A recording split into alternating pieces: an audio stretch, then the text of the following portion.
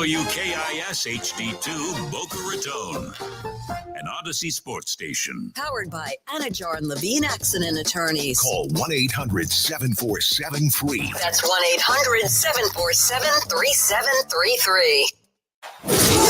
Game Day Uncensored Post-Game Edition. We keep rolling. Don't be stressed. Y'all know what's online. Recapping the Fins game. Real reaction, real opinions, real talk for real fans. That sounds amazing. On AM 560 Sports, WQAM, FM 99.9 HD2, and always live on the free Odyssey app. Game Day Uncensored is sponsored by South Florida Lexus Dealers. Experience amazing. By Tito's Handmade Vodka. Tito's Handmade Vodka on game day? Pour me in, coach. Edmore Sawgrass Cadillac. Make sure your next Cadillac is backed by Morse at Edmore Sawgrass Cadillac. Proud partner of the Miami Dolphins. By JM Lexus. At JM Lexus, you'll always get the home team advantage. And by Williamson Automotive. Williamson is Miami.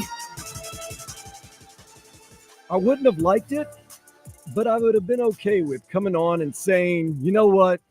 The Dolphins are just cursed against the Buffalo Bills. I wouldn't have liked it, but I would have been okay coming on and saying, you know what? The Bills are just a better team than the Miami Dolphins. I wouldn't have liked it, but I'd have been okay with coming on and saying, the Bills are our daddies. What else can you do? I wouldn't have liked it to come on and say, hey, it's only the second game of the season. It's a loss, but we got a whole season ahead of us. Those aren't the main stories that I'm reporting tonight. If you asked me before the game, worst case scenario, what happens tonight? I would have never said it, but I would have thought it in my head. And the thought would have been that Tua Tagovailoa would be injured. But then the second thought would be injured by a concussion. And that is exactly what happened tonight. In the third quarter, driving towards the end zone on a fourth down, Tua extended, got past the first down marker, and it looked like a concussion immediately. I was hoping it could have been anything else, but it looked like a concussion. The replay really looked like a concussion. They went to timeout. They took him off the field. He was limping, still looked like a concussion. And just 6 minutes after going into the locker room, the Dolphins announced Tua Tagovailoa would not return to the game due to a concussion. Now, we don't know anything further than that. We don't know the severity of it. We don't know what's going on.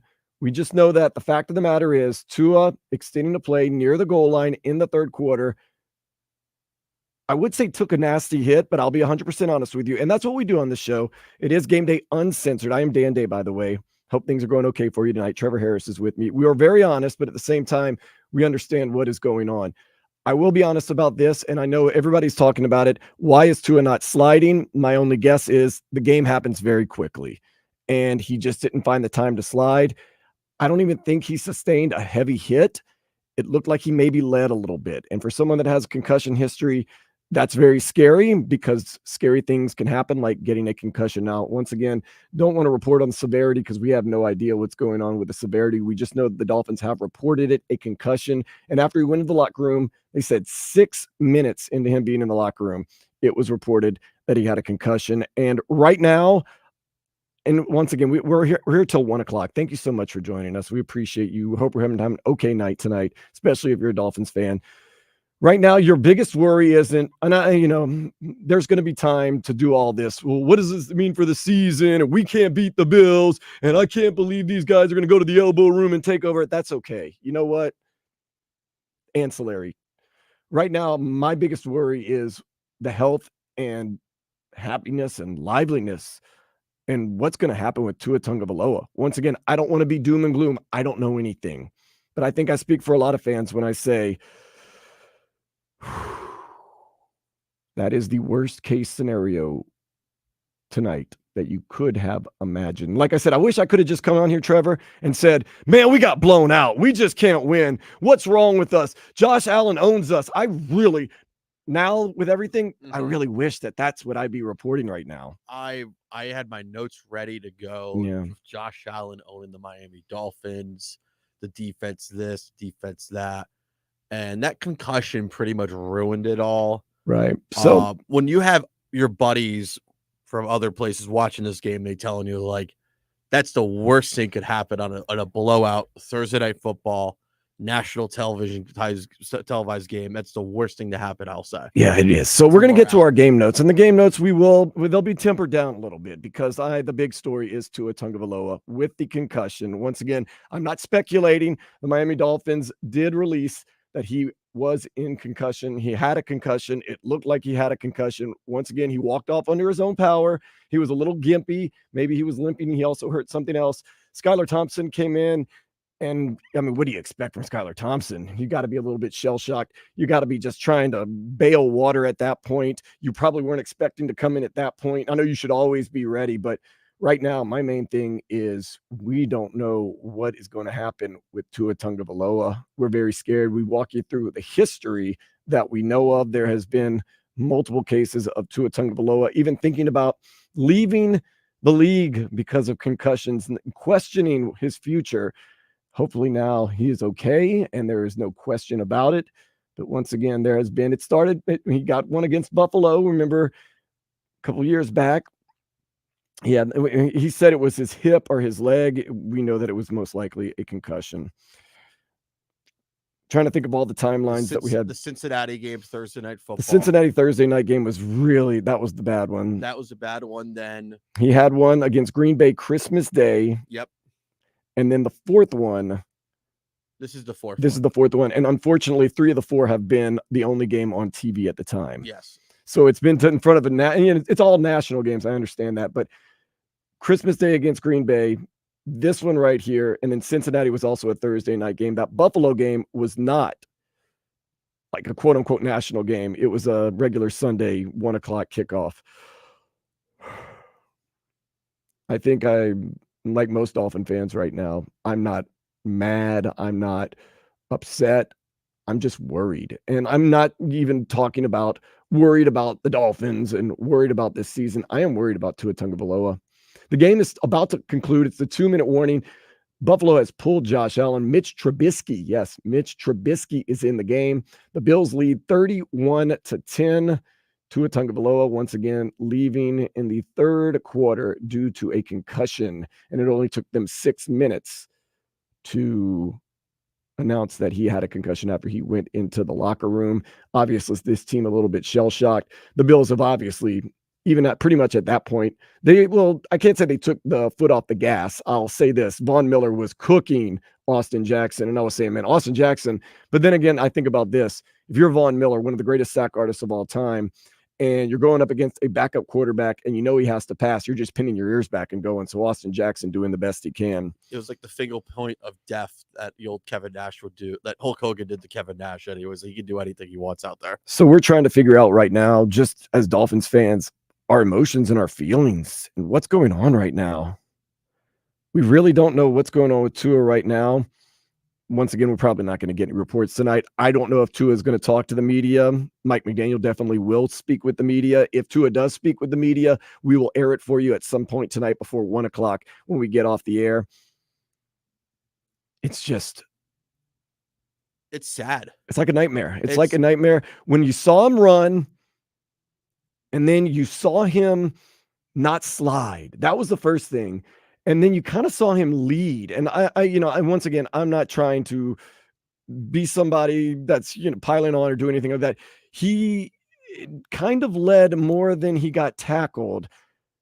And once again, I'm saying that the game happens fast. I guarantee he probably didn't say, "Oh, I'm about to lay the wood." I think it just kind of happened fast and he got hit immediately. I was hoping that he hurt his hand because his hand kind of went up near his head. Mm-hmm. And I was like, "Oh, that is his throwing hand."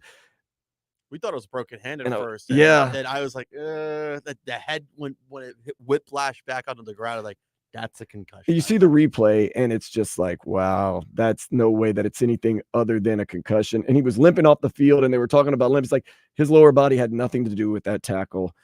That looks like it's going to be a concussion, and leave it. It's one of those things. It's rough. So what we're going to do is we're going to try to sort through all this. We're going to try to hear from Coach Mike McDaniel. If Tua does speak, I don't know. Maybe he will. Maybe he won't. I don't think we'll try to figure that out. We will give you some game notes. It's just we're going to start off the show right now, just kind of gathering ourselves. I think everyone needs to gather themselves, especially in Dolphin Nation, Bills Nation. Congrats on the win.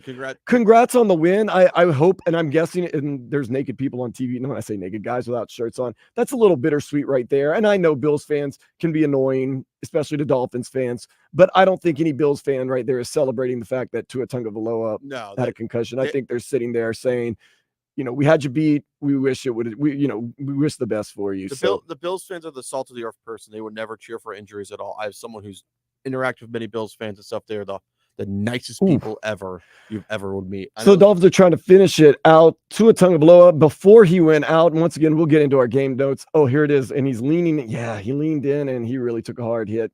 You could see the head swivel too. You could see the head swivel. Hamlin look, and you can't blame Hamlin. Hamlin literally had him run into his shoulder. It was nothing dirty at all by the Bills, by Buffalo. I think it was just a play where things started happening too fast. It's a bang bang play. Yeah, and for those that are going to say, well, he should have known to slide, I do understand it with his history and things like that. Once again, if you've ever played sports, you know that sports happen, especially at the pro level, at an extremely fast level. And I think Tua just kind of got caught up. So we're trying to figure out now. Tua was not exactly sharp, and we'll get into his stats and some of the things that happened going into it. And I'll be honest with you, even though he had 300 yards last week, I didn't think he looked particularly sharp last week. He did not look sharp today, honestly. And we're getting into that. But right now, we're just going to try this first segment to sort through our feelings and kind of figure it out. 305-567-0560. You can also text in. You can tweet in and YouTube, because we are on YouTube Live and Twitch. So you can find that. You can tweet in and text in. It just seems like this team cannot stay healthy. It cannot stay good. It cannot beat the Buffalo Bills. And that's the least of our worries right now. Everyone, I'll say this in my opinion, had a pedestrian night, and that's kind of being nice, except for Devon Achane, a guy who was questionable for the start of the game. He played like a warrior tonight. He was just out there making plays, giving it his all. Like I said, questionable going into the game. He has been our MVP this season so far. And of course, it has been a very, very short season. But Devon Achane's catching passes. He's making runs. He's being physical. He's being tough. Buffalo Bills final score 31-10. Buffalo did just miss a field goal a couple of minutes ago, if that helps you any as a Dolphins fan. But if you are leaving the stadium right now, if you're leaving the bar, maybe a Duffy's in Plantation, of course, you're probably not leaving now. You probably want to have a few more beers. But if you are leaving, you're heading home, or you're sitting at home right now saying, what just happened? We are going to dive into that. We're going to also get some reaction. You know what the reaction is going to be. My cousin Vladimir Lusson going to be in the locker room. He's going to be getting some sound. You know the first question out of everyone's mouth, because they have to ask it. How are you feeling about the Tua Tagovailoa situation? They're going to ask for updates. They're not going to give any updates because, to be honest, there's no update to give. This is one of those things that the doctors are going to have to sort out and kind of figure out and see. There's so many things that can be said. In a way, Tua Tagovailoa did sign that big contract with guaranteed money. I do understand that. That's why NFL players get guaranteed money, because nothing is promised. Tomorrow is not promised. We're just hoping. There's plenty of football still left in Tua Tagovailoa. It's just right now we are in a wait and see period. We do know that Tua Tagovailoa did sustain that concussion, and we're just hoping the best for him as a person. Player, that'll Player take care secondary, of itself. the person first. I mean, honestly, it's just person right now. That's one of the things, and we have plenty of time to get into what this means for the Dolphins and their season, and where we stand with things, and how good is Buffalo really? How good are we? Why did we have so much trouble tonight? But just know that Tua Tagovailoa, we're going to give you as many updates as we possibly can. Like I said, you shouldn't expect too much until at least tomorrow, or maybe Monday or something like that. A lot to sort out. But Tua Tagovailoa out. Skyler Thompson does come in, and we're going to give you the stats. I mean, Skyler Thompson, what do you expect from him? He's a backup quarterback getting thrown in. He doesn't know what's going on with the starting quarterback. They were already getting dominated and I'm putting that in an honest way. Dominated. Being dominated, especially on defense. Being dominated on the offensive and defensive line. Nothing seemed to go the Dolphins' way tonight. Started off bad. It finished off even worse. You get your first loss of the season. It comes on a Thursday night in front of a national audience, and it comes in blowout fashion, 31-10. We're going to get into the stats next, and we're going to see how you react. 305-567-0560. You can also jump in the Twitch and the YouTube. And then we'll get to our game notes. So let's do the stats, try to gather ourselves, try to get some information about things. Of course, we're going to hear from Coach Mike McDaniel. We may hear from Tua. We may not. I don't know what the availability is going to be. We're going to hear from my cousin Vladimir Lewis from the locker room. We're going to hear what his teammates have to say about this game, but mainly what happened to Tua Tagovailoa, because, there's not going to be a lot of in-depth breakdown of some of the things that happened in this game now, because there are bigger things at play. With Trevor Harris, I am Dan Day. This is Game Day Uncensored.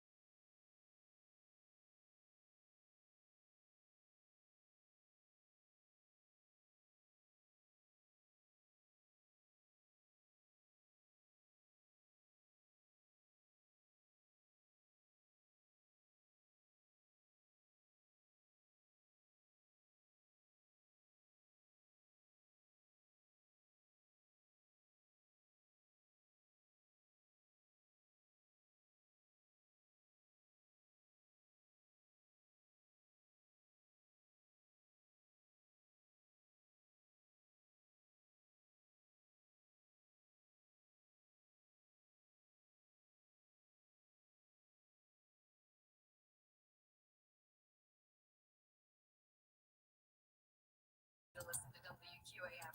Just download the free Odyssey app to listen to all of our shows live or on demand. Plus, there's the cool rewind feature where you can listen to any part of any show you might have missed anytime. Get it now and make WQAM your favorite station. Time for more Game Day Uncensored, Postgame edition on AM 560 Sports, WQAM, FM 99.9 HD2, and always live on the free Odyssey app. Alexis Dealers, Tito's Handmade Pot. Cadillac, JM Lexus, and Williamson Automotive.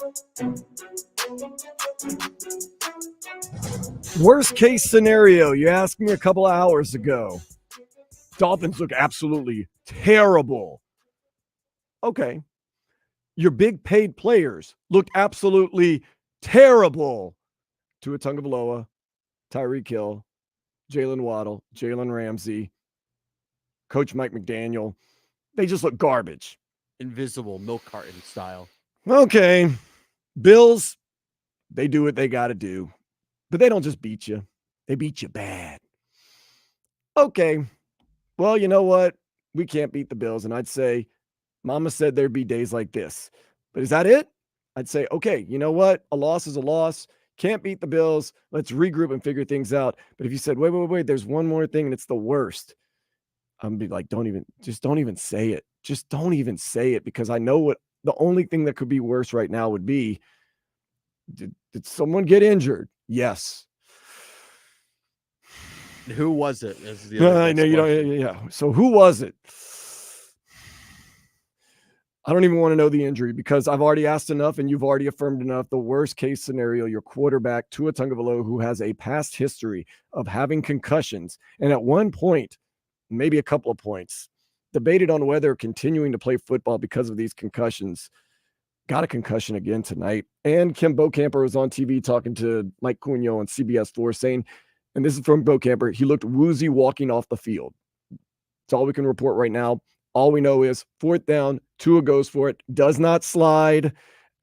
No dirty plays by Buffalo. No trying to hurt Tua. Tua led with his helmet, it seemed like. Looked like a concussion immediately. They take him to the locker room. 6 minutes in the locker room, they report that Tua Tagovailoa has a concussion. Skyler Thompson comes in. At that point, it was already 31-10. That pretty much says game over. It was kind of game over before that when Tua threw a horrendous pick six. I know. I'm trying not to pile on. That was a horrendous pick six. Let's get to the stats because they were all bad. Yes, Jalen Waddle. I'm getting texts right now from Dolphin Dave and Carol, his sister, saying, does Tua not know how to throw to number 10 and number 17? Yeah, that has seemed to be an issue this year for the most part. But nobody had anything going for them tonight. Team stats, Tua Tagovailoa, 17 for 25 with 145 yards. He did have a touchdown. That was a pass to Devon Achane, but he also had 3 interceptions. Breaking down those interceptions, they say the first one, Robbie Chosen and Tua weren't on the same page. To me, once again, it kind of looked like he airmailed Robbie Chosen a little bit. I think it was a little bit of a miscommunication, but I also think it was a little bit of, oh no, I'm sorry. That's not the first interception. The first interception, it was off a shoulder. He threw it to DeBose. DeBose is new on the team, tight end problems. DeBose isn't used to the way Tua does things. He hadn't had his head turned around, hits him in the shoulder pad. Of course, it flies up. You get the interception. Then you get the Robbie Chosen interception where Robbie Chosen and Tua supposedly weren't on the same page. Still looked like Tua kind of airmailed it a little bit. I think it was a little bit of both. That was bad.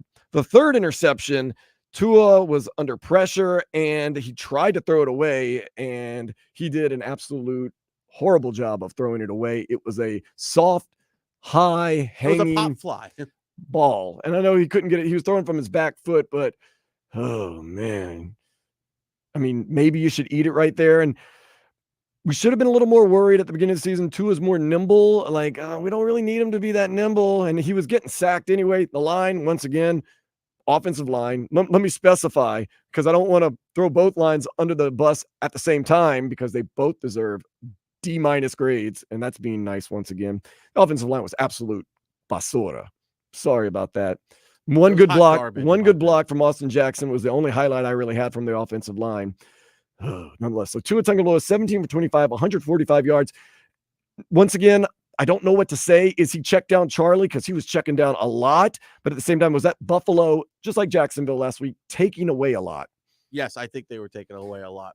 The last year's was like over the top, throw to Waddle, throw to Tyreek.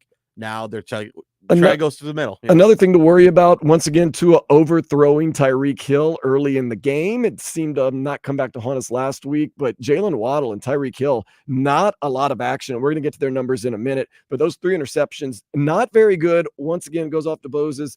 shoulder pad. That's the first drive of the game, ladies and gentlemen. If you're trying to show Buffalo you don't own us anymore, no, you don't want to turn it over on the first play. They get 24 points off of turnovers, by the way.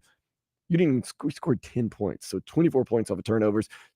Then Skyler Thompson comes in. I mean, he could have gone 15 for 15. I wouldn't have noticed. I was too caught up in what was going on with Tua Tagovailoa. He was 8 for 14, 80 yards. Valiant effort because you knew the defense was pinning their ears back and coming after you with a 21-point lead, basically going into the fourth quarter, 18-14, 80 yards. Devon Achane, God bless his heart.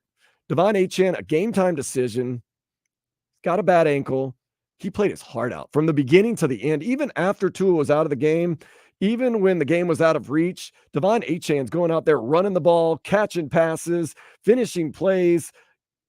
Got to respect that. So Devon Achane led the team in carries, 22 carries, 96 yards, by the way.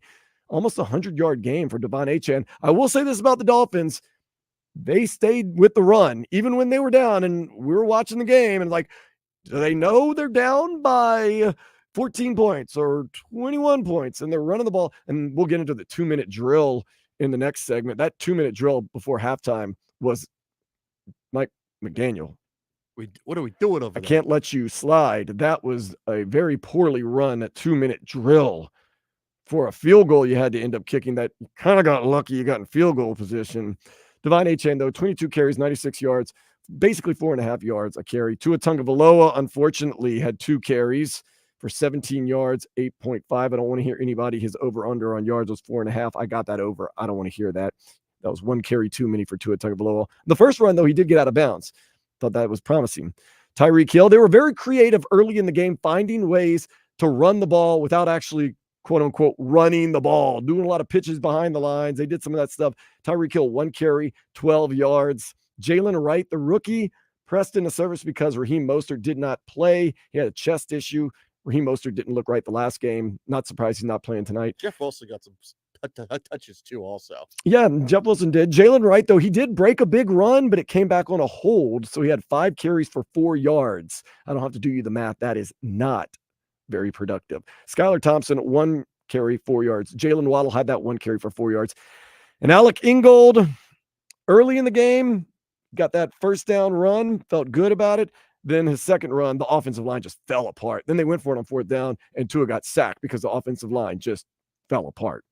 Receiving, what did I tell you? Devon Achane has a heart of gold, heart as big as his chest. He led the team in rushing and receiving. 7 receptions, 69 yards, about 10 yards a carry, 10 yards a catch, and he had the game's lone touchdown for the Miami Dolphins. Jonnu Smith actually showed up today, and we kind of heard whispers that they had put together a package with Jonnu Smith, and they wanted to unveil it against the Bills, kind of their secret weapon. And some people were saying, well, now that Mike White is the backup quarterback in Buffalo, maybe he kind of blew that up. Jonnu Smith was used. I wouldn't say extremely effective. Touch. That's what I called it. I wouldn't say it extremely effective, but I would say he was used, and he was more in the game than that 1 catch, 7 yards he had against Jacksonville.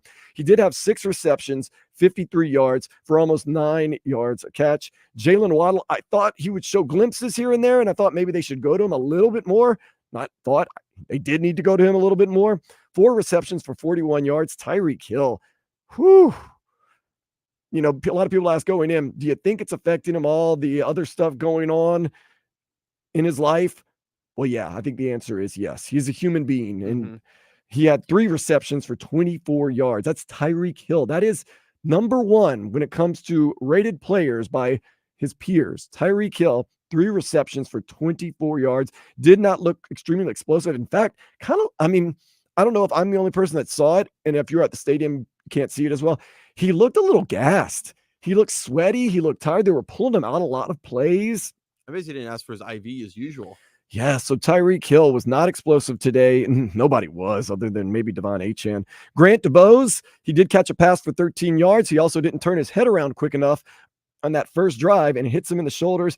And, you know, when you're trying to win a big game and you're trying to get off to a good start, what happens when you don't catch a pass? When a pass gets deflected, it never goes straight down into the ground. It goes 100 miles into the air and directly at the other team. So Grant DuBose, it looked like he was expecting Tua to throw it to him. He didn't realize that Tua throws it to spots. He got to his spot, but didn't have his head turned around, goes off his shoulder.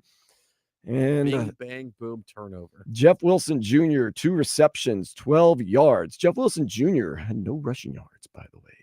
That's not good. Durham Smythe did get his first catch of the season for 8 yards, and Robbie Chosen, he had 1 catch for 5 yards. Like I said, I'm not ready to completely throw Robbie Chosen under the bus for that interception. I'm not saying it was his fault. He had something to do with it, but I don't think Tua was exactly accurate. And I will say this. I see Skyler Thompson's talking to the media right now, so he probably won't get to it today. Oh, man. I just watched that Robbie Chosen. That's not good.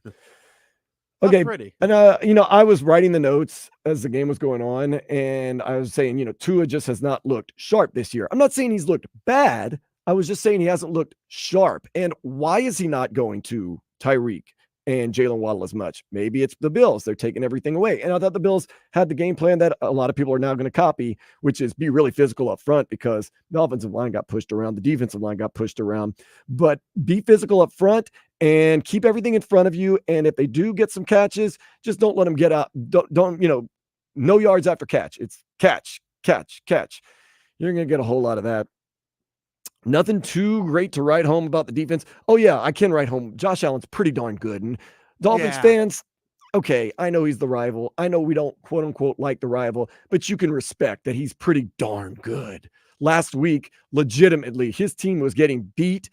He goes, God, I got to put my beer down now. Takes over the game. They win. Today, he came in there, looked cool, calm, and collected no matter what was going on. Seemed like he was in control every second of the game. He knows what he's doing. And I know he's a gunslinger, and he can turn the ball over, and he can cause, all types of headaches if you're a Bills fan.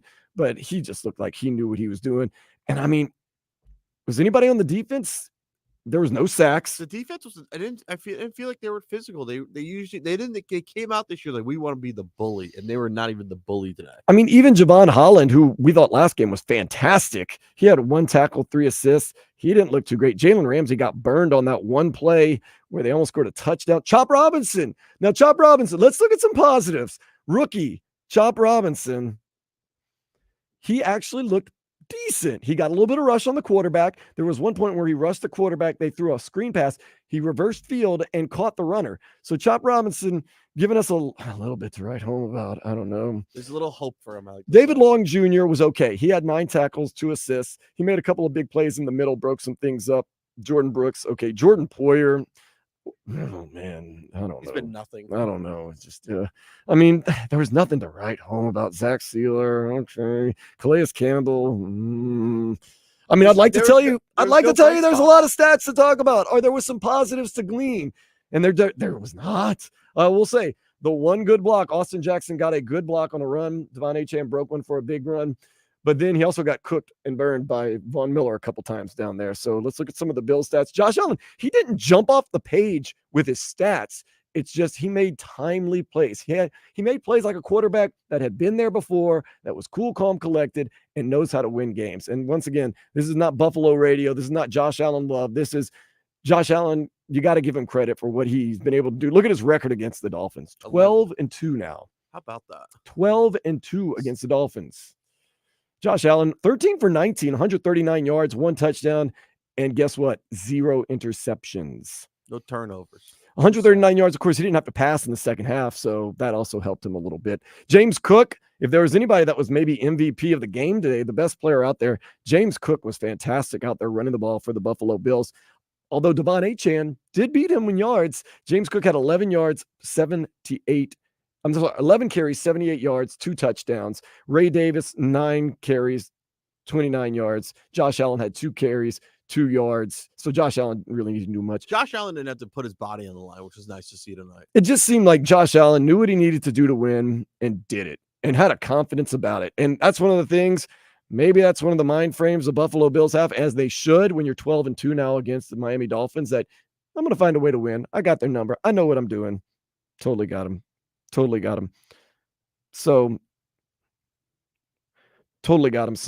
Yeah, for sure. It was the Buffalo Bills. It's like Josh Allen comes down here, he owns you guys, and he knows how to win down here too. It's like it doesn't matter who who he's throwing to, what he's doing anyway. So he was just great. So I really can't say other than that. I gotta say it's the Josh Allen and James Cook show, because I always say, like, the Buffalo Bills. No. Here's what I mean. Buffalo has always had a problem trying to find a running game that's not Josh Allen. James Cook, yeah, he's the answer. He's the answer for tonight. I'll say that for sure. But I don't know long term. But it was nice to see they established a run game. We talked about Buffalo not having any weapons. Okay, tonight they look like they had some pretty decent pieces. They have Josh Allen, who we like. Well, when I say like, I like the way he played. I thought he's really good. James Cook, as we said, looks like a pretty solid, good, strong running back. Khalil Shakir, he made some big catches. Also, Jordan Poyer, of course, leads with his helmet. Could have gotten kicked out of the game. Luckily, they did not kick out, or maybe luckily they did. They could have. Yeah. Nonetheless, Khalil Shakir, he actually had a really good game. 5 yards, 54 yards receiving. Dalton Kincaid, the tight end who only caught one pass last game, but is obviously a little more talented than that. They got him out in some space. They got some plays for him. Dalton Kincaid had 4 catches for 33 yards. Ty Johnson, 1 catch, 33 yards. James Cook even caught a pass for 17 yards and a touchdown. That was on 4th down, by the way. Now we're starting to heat up a little bit, okay? We got a little shocked with Tua. Now we're starting to heat up a little bit. 4th downs, that's something that's really kind of pushing a button. If you can hear my voice right now, it's starting to pick up. 4th downs for both sides, not just for Buffalo, but for the Miami Dolphins. Mm-hmm. Big issue. Mike McDaniel, big issue. Curtis Samuel, we're going to get to the game notes next because I can feel myself kind of picking up a little bit. Spicy right now. Curtis, and once again, we're hoping the best outcome of the season. We're still 1-1. We're still waiting to see what's going to happen. Curtis Samuel, 1 catch, 3 yards. The defense for them they just owned us at the line. That's all you can really say. Von Miller did his job. Von Miller only got 1 sack. He was all over the quarterback. But then again, you can pin your ears back when it's a backup quarterback. It's towards the end of the game. You got a 21-point lead. What else are you going to do? So that's all you can really say right there. Their D tackles, I will say, when you look at it from the all-22, I was watching it. The D tackles would just pressure the center of the guard in the center a lot. I'll say how they collapse the pocket onto a very. Okay, I'm getting text right now. Why are you glorifying Josh Allen? Because he's 12-2 against the Miami Dolphins. That's why. I don't think he's the greatest quarterback of all time, but I think sometimes you got to give a guy credit. That's 12-2 against your team, and that can't beat Patrick Mahomes. That's the truth. I'm being real with it. He has not beaten Patrick Mahomes. He has not won much in the postseason. Still a darn good quarterback, and he looked like he just knew exactly what he needed tonight. Tua Tagovailoa looked extremely unsharp. Let's just put it that way before he exited the game with the concussion. So Tua Tagovailoa, we're going to wait and see. There's not going to be any word tonight. We're going to hear from Mike McDaniel in just a little while. But you know what? Next, we're going to get into the game notes. We're going to talk about everybody. We're going to be honest. This is Game Day Uncensored, so when I say we don't hold back, within reason, and I know we're in safe harbor hours, but within reason, we kind of put blame where blame is due, give credit where credit is due. We give honest assessments of both sides, players, teams, coaches. Some of the coaches' decisions, a little questionable. Buffalo had 17 points in the second quarter, by the way. How do you score 17 that quickly in the second quarter? Turnovers. The turnover bug was all over the Dolphins, who did not look average tonight. That would be nice to say that they looked average or pedestrian or marginal. They looked pretty bad. 31-10 at the final score. Oh, yeah, by the way, remember how the Dolphins pitched a shutout last week against the Jacksonville Jaguars in the second half? Well, they only gave up 7 in the second half this week. They also scored 0 in the second half. Pretty bad. That is true. Game notes next here on Game Day Uncensored 560 WQAM. Now through Monday at Kendall Dodge Chrysler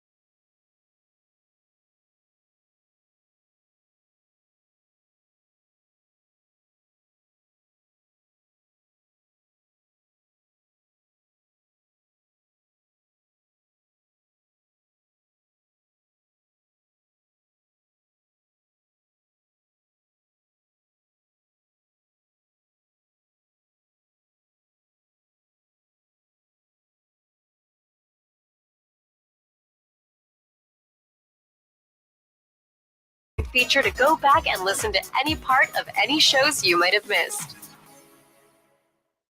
Time for more Game Day Uncensored, Postgame edition on AM 560 Sports, WQAM, FM 99.9 HD2, and always live on the free Odyssey app. Sponsored by South Florida Lexus dealers, Tito's Handmade Vodka, Edmore Sawgrass Cadillac, JM Lexus, and Williamson Automotive. As a Dolphin fan right now, I am disappointed, frustrated, upset, worried, nervous, scared, a lot of things. But I got to give credit to the hardcore Dolphins fan. If you're listening, much respect and love for you. My dude, Dolphin Dave and his sister Carol grew up here, lifelong Dolphins fans, had season tickets forever. Even went to see him in Germany lose last year to Kansas City, living and dying with the Dolphins. And that's not isolated. We have a lot of hardcore, great Dolphins fans. It just, wow. Like, it's not too much to ask that you make the playoffs every once in a while. Okay? You win the division. You haven't won a playoff game in 24 years. Darn near you can't host a playoff game, it seems like forever. It's frustrating. So this is the year. After all this time, we've been to the playoffs 2 years in a row. We got who we believe is a good coach. We've got who we believe is our franchise quarterback. We got a great team. Everybody, for the most part, been paid, been extended. No more excuses. This is the year. Number one, the year to host a playoff game. That would be a nice reward for people like Dolphin Dave, his sister Carol, and for you, the hardcore, lifelong Dolphin fan. Just host a playoff game. The fun of that. But this is also the year to win a playoff game, to win your division. You have everything set up in front of you, and you get a test week 2 against the big bad Buffalo Bills, a team that you haven't really had any success against since Josh Allen came to town. You're having a lot of problems. He's 12-2 against you. Last year, you had your chance. You had destiny in your, not destiny. You had your fate in your hands, and they took it from you at home at the end of the season. They sent you off to Kansas City to get beat in the frozen tundra of whatever Kansas City is. Of Arrowhead Stadium. You're frustrated, man. I feel your frustration. But now, it's not just anger and frustration that you're feeling. Now you're really worried that Tua Tagovailoa, you don't know what your future with him is. You don't know. And once again, we can't speculate on what happened other than what we know. You don't know if he's going to be back for the next game. You don't know if he's going to be back for a couple of, going to be out for a couple of games. You don't know if he's going to be out for the season. I'm pausing because I don't even want to say it. It's a lot of worry and there's a lot of question marks in the air right now. I'm giving myself a second. You're just worried. You want Tua to be healthy and happy and back as soon as possible. Mm-hmm. Like this is your next. But hold on. You have to let this soak in. Tua has had an issue with concussions in the past. Last year, he played every single game. He got a concussion tonight. We do know that. The Dolphins have said that. There is a possibility that Tua could be back next game. 2 games from now, 5 games from now, it could be out the rest of the year. There's also, you have to say it, a possibility that Tua may never return to the NFL. There's just that possibility. Once again, he could be back next week. I don't know. But you have to start thinking about all that and start really, really worrying about not just Tua Tagovailoa, his health, because you want number one. That's the main thing. Don't get this twisted. No matter what happens to anybody, anywhere, nobody wants a player or person to be physically incapacitated or have major physical problems. So you want his health and happiness first, but you don't know what this means for this team. It maybe looks a little bit bleak. We'll have to wait and see. We're going to get into that throughout. We're going to hear from Mike McDaniel, might hear from Skyler Thompson. We'll see what some of the players are saying, but we're going to continue to react until 1 o'clock today. We got to get into the game notes, though. Game started off absolutely terrible. Is there any other way to put it? No, that was you put it to a T. I mean, capital T. I could say, oh, no, it looked like they were kind of moving the ball. Before you could say, oh, we're kind of moving the ball. Well, no, that's not what happened. It was a boneheaded, typical Dolphins against the Bills play. Quick in route, going to the tight end, trying to get the tight ends involved. Grant DeBose, new on the team. It seems like he hadn't got the message that Tua throws to a spot and not to a player. Grant DeBose didn't have his head turned around, hits his shoulder. It was not a deflection by the defense. Hits his shoulder, flies up. They pick it off down the field. Now, there was some hope. The Bills on that first drive, 4th down. I said, are they going to make the same mistake the Dolphins always make and go for it on 4th down and give us the momentum back?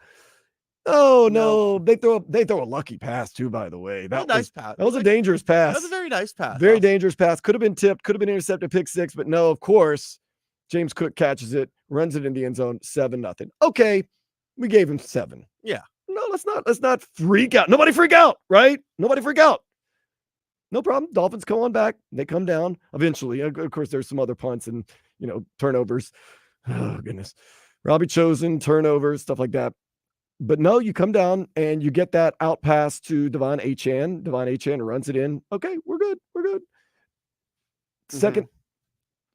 Second quarter was just absolutely miserable. They get 17 points. They're throwing interceptions. The worst thing was the 4th down. I don't understand how we are so bad on 4th downs. Last year, we were 28th in the league on 4th down conversion. This year, I don't think we've converted one. No, you've not. And if we have, it didn't mean anything because they lined up for that 4th down. And I was like, what are we doing here? And of course, what happens when you turn over on 4th down? Buffalo Bills come right back down and score another touchdown. Absolutely terrible. Tua, once again, did not look sharp, did not go to his weapons, Tyreek Hill and Jalen Waddle very often. Maybe that was because the Bills were taking it away, but Mike McDaniel is supposed to be an offensive genius. So you would figure he could scheme for that a little bit more. The guru of Mike McDaniel. I do think that when Jalen Waddle was getting the ball, he did look good in space and he looked like he kind of had it going. Didn't get on the ball very much. Tyreek Hill. I will say this, Tyreek Hill did not also look extremely sharp. I don't think he was there. Like when you have a player who's like who was not there, he's thinking of something else. He's probably thinking about what has happened during the week anyways. Yeah. Because he was all over TV and stuff. I did leave a note that Tua ad-libbing is a little bit better this year. You do see that he's not just throwing it like he's checking down, he's checking off. Maybe to a fault, checking down a lot, throwing a lot of ins and outs and dinks and dunks. But he does seem like if that first receiver isn't there, last year he just looked like a deer in the headlights. This year you do see him kind of saying, okay, not open, next read. So he is kind of reading things. He's learning. Yeah. Near touchdown pass to Waddle. I thought Waddle had gotten in on that one touchdown. Oh man, he didn't get in nonetheless. Oh, Tua airmailed that interception. He airmailed Tyreek once again. Very badly. Second time that Christian Bernard, he had that interception. It was just 17-7 though. I'm not worried. I was okay. A little more physical, but the Dolphins, they seemed to have the turnovers. They had the penalties. I still thought at that point when they were down 17-7, they were the better team, more talented team. Yeah, you could say that. And then I started seeing the offensive line and defensive line. And I started saying, ooh. I was looking at the lines as like, okay, this is not looking good on the Buffalo Bills putting a lot of pressure on the offense. I thought at first the Bills were kind of playing into the Dolphins' hands because going into the game, all the experts, the pundits were saying the Bills are going to run the ball and be real physical. And I thought they were actually throwing the ball more than I expected them to. I was like, ooh, they're playing into our hands. And then I think the scripted plays ran out and they decided just to go ahead and start pushing and punching. Do you think that the league has officially caught up on Mike McDaniel now? I don't know about that. It's been 2 games and no one's been healthy. And who knows what's going on with those guys. Mostert, I don't think Mostert was ever healthy. Last game, he didn't look good. Achane apparently isn't healthy, but he looked healthy, and they fed him the ball a lot. They gave him the rock. Running and passing, and he was effective. Got to give Devon Achane credit. 22 carries, 96 yards, had some nice runs in there. He also led the team in receiving with 7 receptions and 69 yards. So I thought Achane looked healthy, feed him the ball. We'll see what happens. We're bad on 4th down. It cost us twice last week. It cost us really bad this week where we turned it over on 4th down. They came right down. It was the big run. They had the big run like pretty much right after the 4th down. Right after the 4th down, James Cook got the big. They had 3 guys blocking 1 guy for the Dolphins. And Jordan Poyer took a terrible angle. If you watched it on TV, Jordan Poyer, formerly of the Bills, took an absolute god-awful angle. And James Cook just took off. And that's what good teams do. That's what the Dolphins did last week. Let's be honest. When Javon Holland punches the ball out, Dolphins come right back on the next play, 80-yard bomb, Tyreek Hill. Bills didn't have to throw bombs. They just ran bombs on us. They ran bombs and they just dinked and dunked you guys. Oh, speaking of dinking and dunking, I put this note down. Dolphins did a whole lot of dinking and dunking. Yeah, the offense felt like it was like stuck in neutral. And, dinking and dunking is one thing if that's all they give you. But in that 2-minute drill, Can we get a forward pass? Can we get And a then slant at least? can we look at the clock? Oh, they still got 3. And the announcers were saying at first, oh, they still got, it's a 2-minute drill, but they still got 3 timeouts. But then they just kept letting the clock run out. One time they let the clock run for 25 seconds, then called a timeout. Like, what are we doing here? And I was like, are we scared to give the ball back to the Buffalo Bills? If you said that was a well-planned and well-played 2-minute drill at the end of the half, you got to be what are you starting watching? Your weekend? You start your weekend a little too early because even the announcers had to change their tune. Kirk Herbstreit, Al Michaels were like, what are they doing? I thought that they were trying to, call timeouts and do this. They've just been poor management. They got a field goal out of it. But man, that was one of the worst 2-minute drills I've seen in a while, especially for Mike McDaniel. Mike McDaniel, though, 2-minute drills might not be his thing. Remember what happened last year against the Tennessee Titans when all you needed was a first down? Yep. Now, granted, last year against the Dallas Cowboys, they're going to whoop the Saints this week, but don't worry about that. I mean, Dallas Cowboys, God. So you have 4 turnovers that result directly into 24 points. And man, that last to a turnover. That was brutal. That was, I see the idea behind it. And if you were at the stadium and didn't see, or if you're at home, you definitely saw it. He was about to get a sack and he didn't want to take the sack. So off his back foot, falling backwards, he tried to get rid of the ball and throw it out of bounds. The only problem was he did not do a good job of that and just threw up. Basically, it was a soft punt, which was returned for a pick 6. And that's when, at that point in the game, I called it game blouses. It was 24-10 at that point. 14-point game. And I turned to you, Trevor, and I said, you score a touchdown, you're right back where you need to be. You go, what happens if there's a pick 6? I go, the game is over. Yep. And then the pick 6 happened. Okay. Once again, I'm an eternal optimist. So it's 31-10 and you start driving. Okay. They're moving finally. 4th down. I'm like, oh my God. What? And once again, I hate to be like this. Why not just kick the field goal? Nah, we're down by 21. That's where Tua decides to take off and run. And we all know what happened after that. The concussion happened. We're going to wait with bated breath to find out what happens about that. Tua just really didn't go to his weapons. And once again, he was a little bit off. He threw that pass to Julian Hill. Julian Hill did drop that touchdown in the 3rd with about 6 minutes left. You got to catch that pass. And everybody's, like I said, the players that have looked sharp for the Dolphins these 2 games as a whole body of work. Devon Achane by far MVP of our season. It's been 2 games. I understand. But first quarter. Devon Achane has looked like a world beater. He has been fantastic. And Jalen Waddle, that's about it. I'll give you Waddle. I give you Waddle. I would say Phillips in the first game. He wasn't around at all in the second game tonight. Oh yeah, Jalen Phillips was around a little bit. The only other Javon Holland had a really good game against Jacksonville tonight. Not so good. He was nothing really. He didn't jump off the page for me. Nobody really jumped off the page on defense. So really, your 2 players that have looked like they got it going on somewhat. Devon Achane, once again, I can't say enough about how great he has been and how wonderful he has been. And then I think Jalen Waddle does look good when he gets the ball. It's kind of limited. Tua kind of forgot how to go to them. Once again, maybe that's what the Bills were doing. They were trying to take something away. I do think that Tyreek Hill, the outside stuff is starting to catch up to him. He is a human being after all. So I'm not totally. Jalen Ramsey, once again, don't want to let anybody skate. He got burnt a little bit tonight. He was on toast. Let's not be mean because he is partially injured. The Dolphins, the difference between last year and this year, last year they got injured as the season went on. This year they entered the season injured. It's just like, but what's the excuse? Devon Achane injured. He had a great game today. He was the only person that had a great game today for the Miami Dolphins. Nonetheless, all that results not being sharp. And maybe you agree with me, maybe you don't agree with me. 305-567-056. He also on the YouTube and Twitch. Mike McDaniel, his play calling. It's been brutal. Has not been sharp. It's been brutal. I think the league is catching up to him, really. It's been 2 games. I understand he's working with what he has, but not been sharp. I feel like everyone's going back to the playbook of like, well, let me go back, look at the film from last year, Like some coaches that like to evolve the 3rd year. I don't see that evolving at all. Just lots of dinks and dunks. And I give him credit. He stuck with the run game, but he got to a point where you didn't need to be sticking with the run game. You're down by 14. You're down by 21. Throw the ball. You need to come on. So, oh man, everyone takes the blame tonight for the Miami Dolphins. Kudos to the Buffalo Bills. You won. You outplayed us. But our main worry right now is with Tua Tagovailoa, who did have to leave the game with what looked like a nasty concussion that was confirmed just 6 minutes after he walked into the locker room. We're going to hear from Mike McDaniel and what he has to say about that and about the game. We're with you till 1 o'clock. This is Game Day Uncensored on 560 WQAM. You're invited to a night of whiskey, star,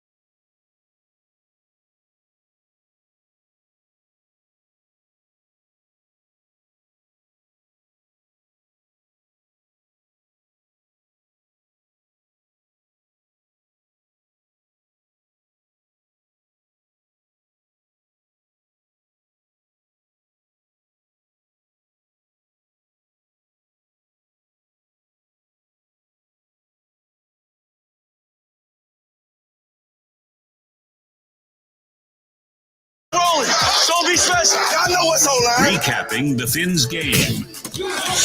Real reaction, real opinions, real talk for real fans. That sounds amazing. On AM 560 Sports, WQAM, FM 99.9 HD2, and always live on the free Odyssey app. Gameday Uncensored is sponsored by South Florida Lexus Dealers. Experience amazing by Tito's Handmade Vodka. Tito's Handmade Vodka on game day. Pour me in, coach. Edmore Sawgrass Cadillac. Make sure your next Cadillac is backed by Morse at Edmore Sawgrass Cadillac. Proud partner of the Miami Dolphins. By JM Lexus. At JM Lexus, you'll always get the home team advantage. And by Williamson Automotive. Williamson is Miami.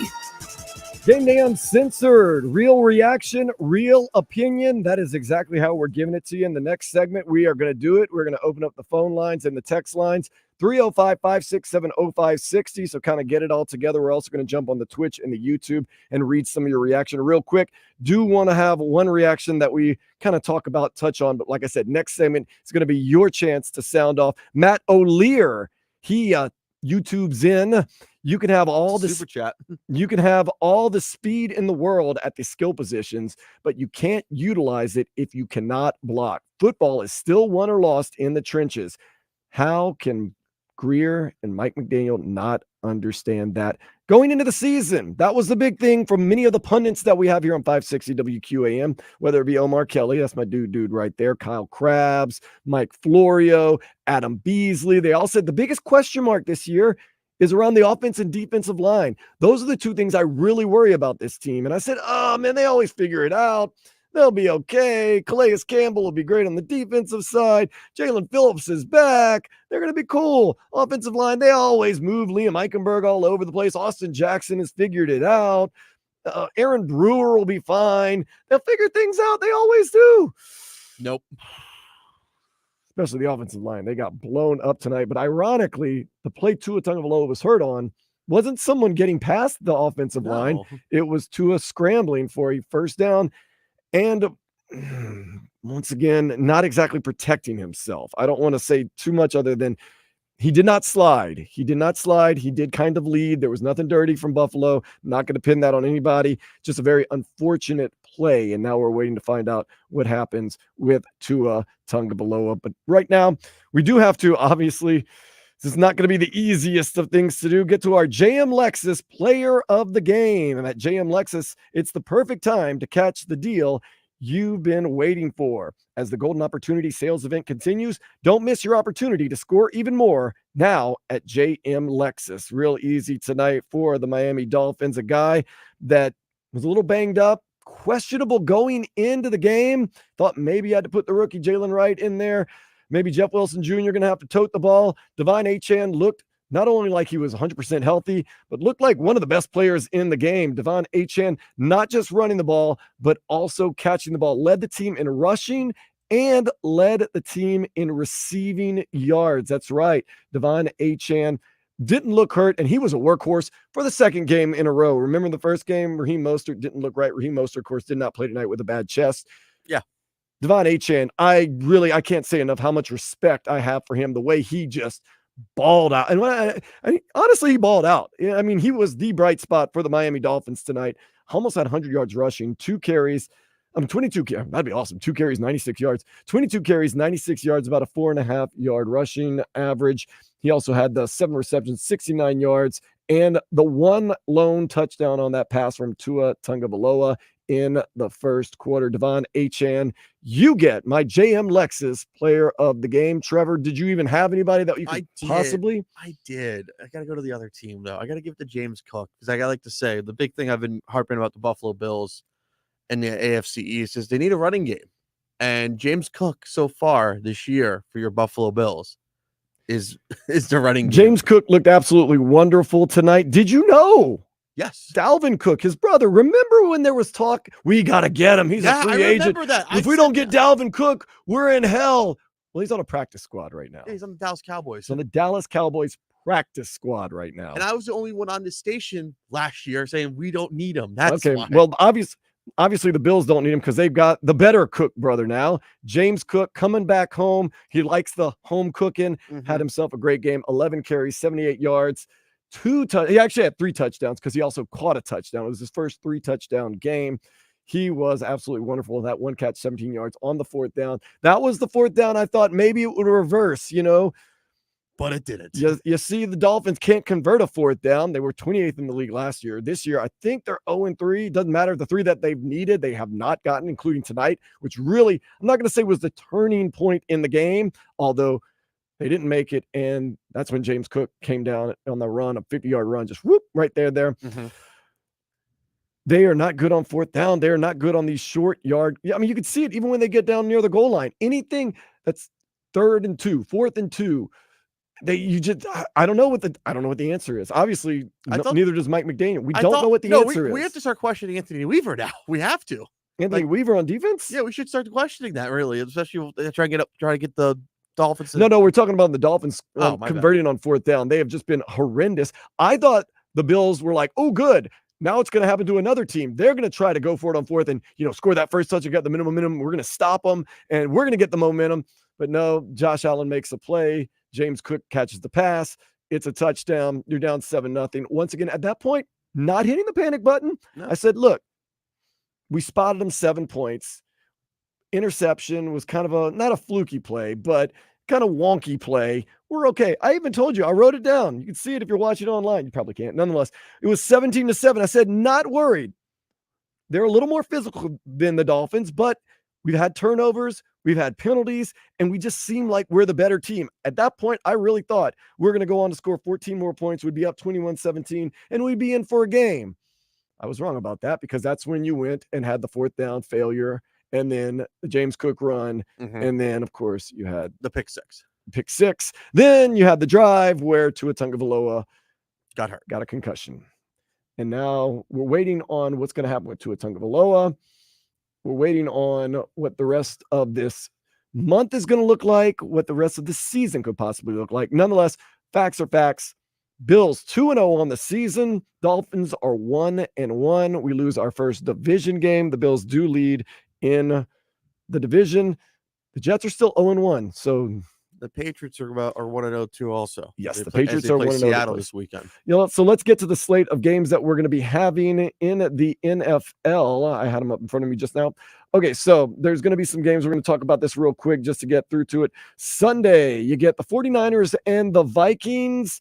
Vikings had a very good week 1. 49ers had a very easy week 1 against the Jets. The Jets are locally down here anyways for 1 o'clock. Yeah, well, I'm in Seattle and the Patriots. That's going to be interesting because, of course, we know the Patriots. They got a surprising win against the Bengals, although the Bengals never win the first games of the season, so that shouldn't be too surprising. The Seahawks are our next opponent, so a good way to scout that. And, of course, we play the Patriots twice this year. A lot of people were saying the Patriots, the worst team in the NFL. We'll see about that. The Giants are the Commanders. Whoo, that's a tough watch. By the way, update. We're getting the New Orleans-Dallas game for you. That's also going to be a fun watch. Yeah. Giants, Commanders. Who wants to see Jaden Daniels? The Bagel Bowl. I'm going to call it the Bagel Bowl. Ooh, another 1 o'clock game. The Chargers and the Panthers.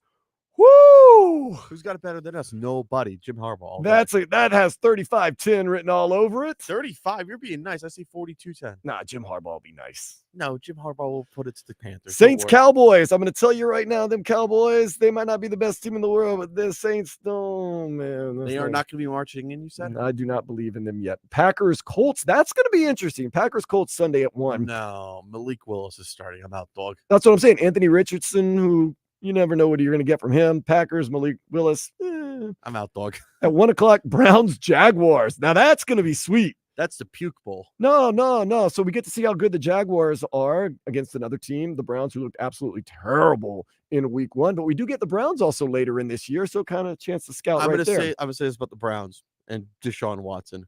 Bill O'Brien made Deshaun Watson a top 20 quarterback. One game. No, it happened last year too. Let's go crazy. Let's not go crazy. I'm not going crazy. 1 o'clock Sunday, the Jets and the Titans. It's good to see if the Jets bounce back, as we heard in the pregame for Gameday Uncensored with Alejandro Solana and Tobin. Apparently, Aaron Rodgers is listening to boleros while he's playing football, and you have to listen to the whole bolero and go with the flow. And what's good for week one is good for the playoffs. He's making no sense whatsoever. He's sounding like an old washed up player. We'll see if he is an old washed up player, at least closer to seeing if he's an old washed up player this Sunday at 1 against the Titans. Will Levis, I don't have a lot of faith in him, so we shall wait and see. Buccaneers Lions now at 1 o'clock Sunday. That's a good watch. That's the best game of the week. Lions seem like they're pretty real. Of course, they were last year. The Bucs, Baker Mayfield on that redemption tour. Buccaneers seem like they're a solid team. Ravens Raiders. I'm starting to lose a little bit of faith in the Raiders after seeing what happened with them. The Chargers, the Ravens. It's going to be interesting to see how they bounce back, what their game plan is going to be. Shall see. Rams Cardinals going to be the 4:05 special. The bridge game, baby. That's my game of the week. Rams look like they're pretty darn good. You never know if you're going to get the good Kyler Murray or the bad Kyler Murray with the Cardinals, so that's going to be interesting. Bengals Chiefs at 4:25 Sunday. That was supposed to be like, the only person that can keep Patrick Mahomes somewhat up at night is Joe Burrow, and the Bengals are going to win against New England. The Chiefs get a big win against the Ravens. This is going to be a preview of possibly the AFC Championship game if the Dolphins don't make it. We'll see about that. But then the Bengals lose. But then again, do the Bengals still have the Chiefs number? The Chiefs have been known to every once in a while kind of through some games. Will Taylor Swift be there? Yes. Great storylines. Joe Burrow, I ain't gonna lie. Go put it on the Chiefs. Not just because you're on my fantasy team, and not just because Jamar Chase is also on my fantasy team. Joe Burrow, go put it on him. Make the world believe that there is a chance that someone can have Patrick Mahomes' number every once in a while, because lately, not so much. He's my fantasy football quarterback too, so I'm with you on that. Don't worry. As the season plays out, Joe Burrow will be fine. He says right now his wrist. He's having trouble opening water bottles, much less throwing footballs. That's not good. Steelers Broncos also at 4:25. I was going to say 4:25. I don't think anyone's going to watch that game. Once again, Sean Payton. I've told you this. One of the great coaches in the history of the NFL. Maybe a little past his prime. Maybe since he doesn't have Drew Brees, and now he's got Bo Nix, although Bo Nix and Drew Brees might be the same age. He's having a little bit of trouble. Steelers going to be interesting. Going to be Russell Justin Wilson Fields. Game. Justin Fields going to be out there. Justin Fields could start the season 2-0 for the Steelers, very likely. And Russell Wilson may never see the field again.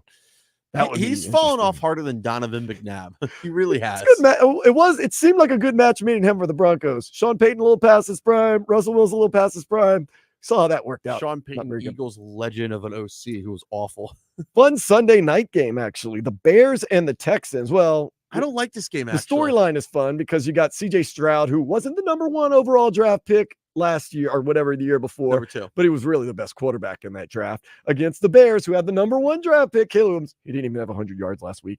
Nonetheless, both teams undefeated. They were both 1-0. So I'm trying to build this game up to be a little more than it is. With that being said, the Texans probably beat the Bears like 35-7, something like that. I say 35-10. And Monday night, well, Trevor, you can go ahead and get drunk at Parrot Lounge because the Falcons are not going to put up much fight against the Eagles. I have a question for you. Will I have ESPN back? That's a better question. Just go to Parrot. What is it? Parrot Lounge? Yeah, Parrot Lounge in Fort Lauderdale, right? I'd rather do Lost Weekend in South Beach, but okay, I hear that. Come on up. Falcons are terrible. Falcons are absolutely. No, I'm going to be at Funky Buddha doing my thing. I may stop by before.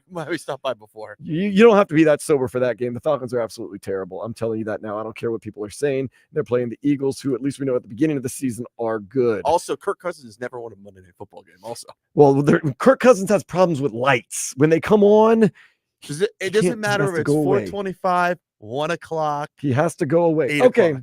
So here's what we're gonna do: 305-567-0560. It's about 12:16, 12:17 at night. Maybe you're saying, "Look, I got to get it off my chest. I got to say something." We will take calls 305-567-0560 about this Dolphins team, about everything that is going on.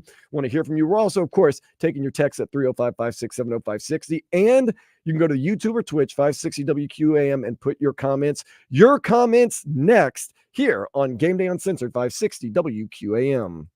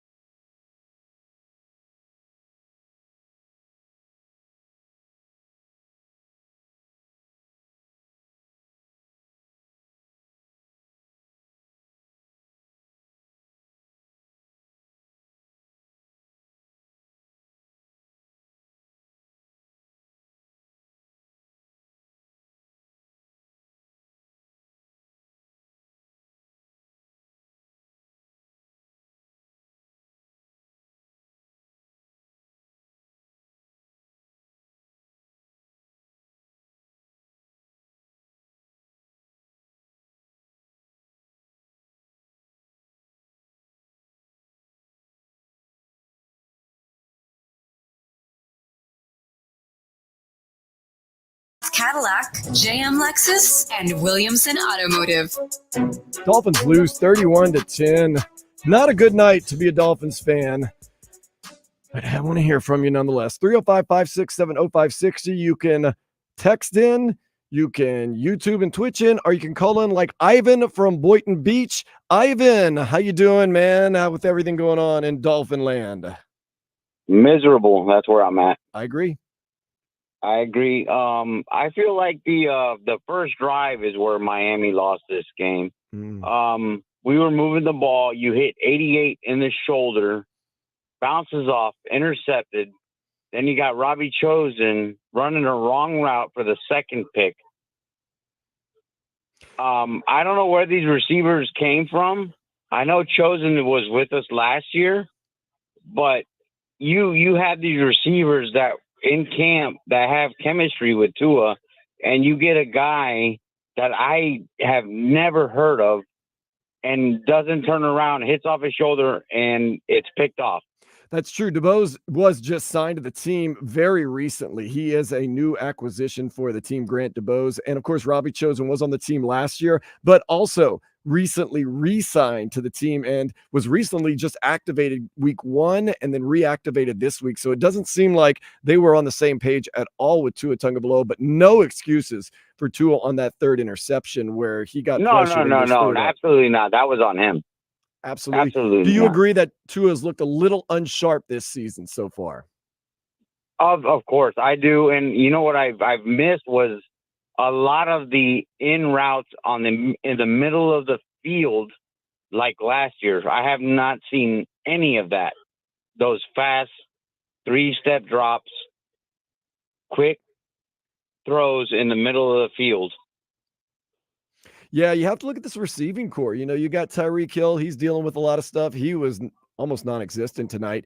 Jalen Waddle, who I think when he's had the chance to shine, has been very good. But then you got Odell Beckham Jr., who now you never know what's going to happen with him. You got Braxton Berrios, who, let's be honest, Braxton Berrios, we love him. He played for the U. He doesn't jump off the page as anybody that's a really big threat.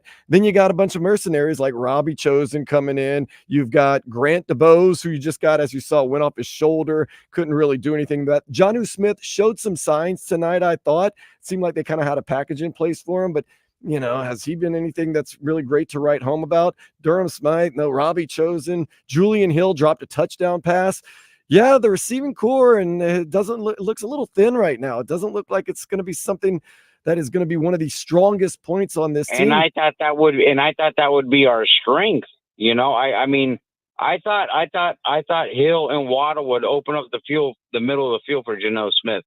Yeah, you know? I thought it was going to be like last year. It's going to be like a video game. Like when you need Tyreek Hill and Jalen Waddle, they're Old Faithful. They're going to be right there for you. And then everybody else eats off of that. But it seems like so far this year, it's like Devon Achane or bust. He's our best receiver. He's our best running back. Heck, it seems like he's the only player that's really getting anything done. You're exactly right. And Dan Day, this is Dan Day I'm talking to, right? Correct. You are better than Solana and Hollywood, and I'm going to end it with that. Thank you, Ivan. Appreciate that. I'm going to forward you to my boss right now. His cell phone will let you know that. So 305-567-0560 is the number to call. How are you feeling right now? Are you nervous? Are you hopeful? Are you angry? I was surprised. When we first came on, I was very distraught and very worried and very sad and very, just hoping everything's okay with Tua. But a lot of Dolphins fans are, kind of going off, kind of saying, man, look, kind of going off, kind of saying things. Carol from 26 Degree Brewing, she just said the stats for both teams were absolutely horrible. So, yeah, the stats weren't great tonight for either team, except Buffalo was 31 on the scoreboard and the Dolphins 10. 305-567-0560, the number to call. We got Richie in Fort Lauderdale. Richie, what's on your mind? God bless Achane, man, because let me tell you, I don't know what quarterback, what running back, without control over that line of scrimmage on both sides of the balls, nobody's doing nothing, and we sucked. It was just a disaster on the line. There was the Bills had all the time in the world. There was no pressure at all. Our D wasn't doing squat. We couldn't open up a hole for a 1-yard run. It was miserable at the line of scrimmage, and that's where this game is won and lost. And, you can't have a injury-prone quarterback running for his life and trying to make up stuff as he goes along while our front guys are just getting manhandled and crushed.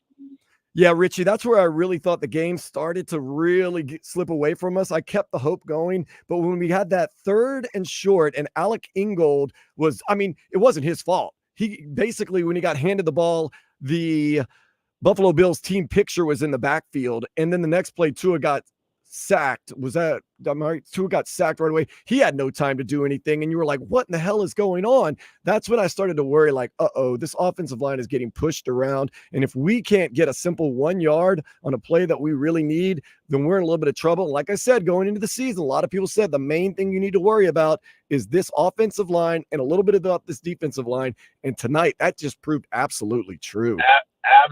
Absolutely. And again, even if Tua comes back, that line is the problem. And it was the problem in the season. And we just can't get, you got to play smash mouth football. You can't be soft. It can't be all about shiny things without the grunt. Yeah. The only highlight tonight, Austin Jackson had a pretty good block at one point for Devon Achane, who took off for a good run. But, not play after play after play, the Bills were just getting after it. They got after Tua enough that caused that interception that was that pick 6 for Tua. That was absolutely terrible.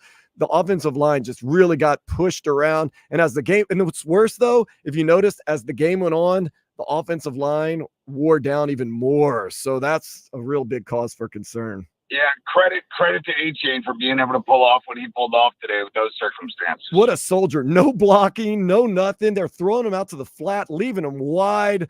When I say wide open to get lit up, and he's just injured, staying alive, and just gutting it out. I can't say enough about Devon Achane right there. He's been our MVP for these first 2 games, no doubt. It's going to be a long season, man. Well, we're going to hope, man. We're going to hope, Richie. We thank you so much, man. Stay in there, man. Keep hanging. Yeah, it's tough, man. That offensive line didn't give you a lot to cheer about. Like I said, as they wore down as the game went on, they weren't doing too great to begin the game. Maybe that is why we're struggling so much on 4th down conversions. I noticed that we were absolutely basura, as we say, garbage, trying to get short yardage situations. 305-567-0560. Andrew in Miami. Andrew, what you got? Hey, what's going on, man? Love the station, love you guys, but the coach deserves blame today. Oh, yes. The game plan wasn't on point. Terrible. Last game too. We needed to establish the run. We had to keep Josh Allen off the field. We had Jeff Wilson. We had Jalen Wright, who was active. Achane was killing him in the short game with the catches and the screens. We didn't get none of that going on right now, and we tried to throw early with timing routes. With DeBosi, who you said that we just signed, we tried to get Robbie Chosen involved.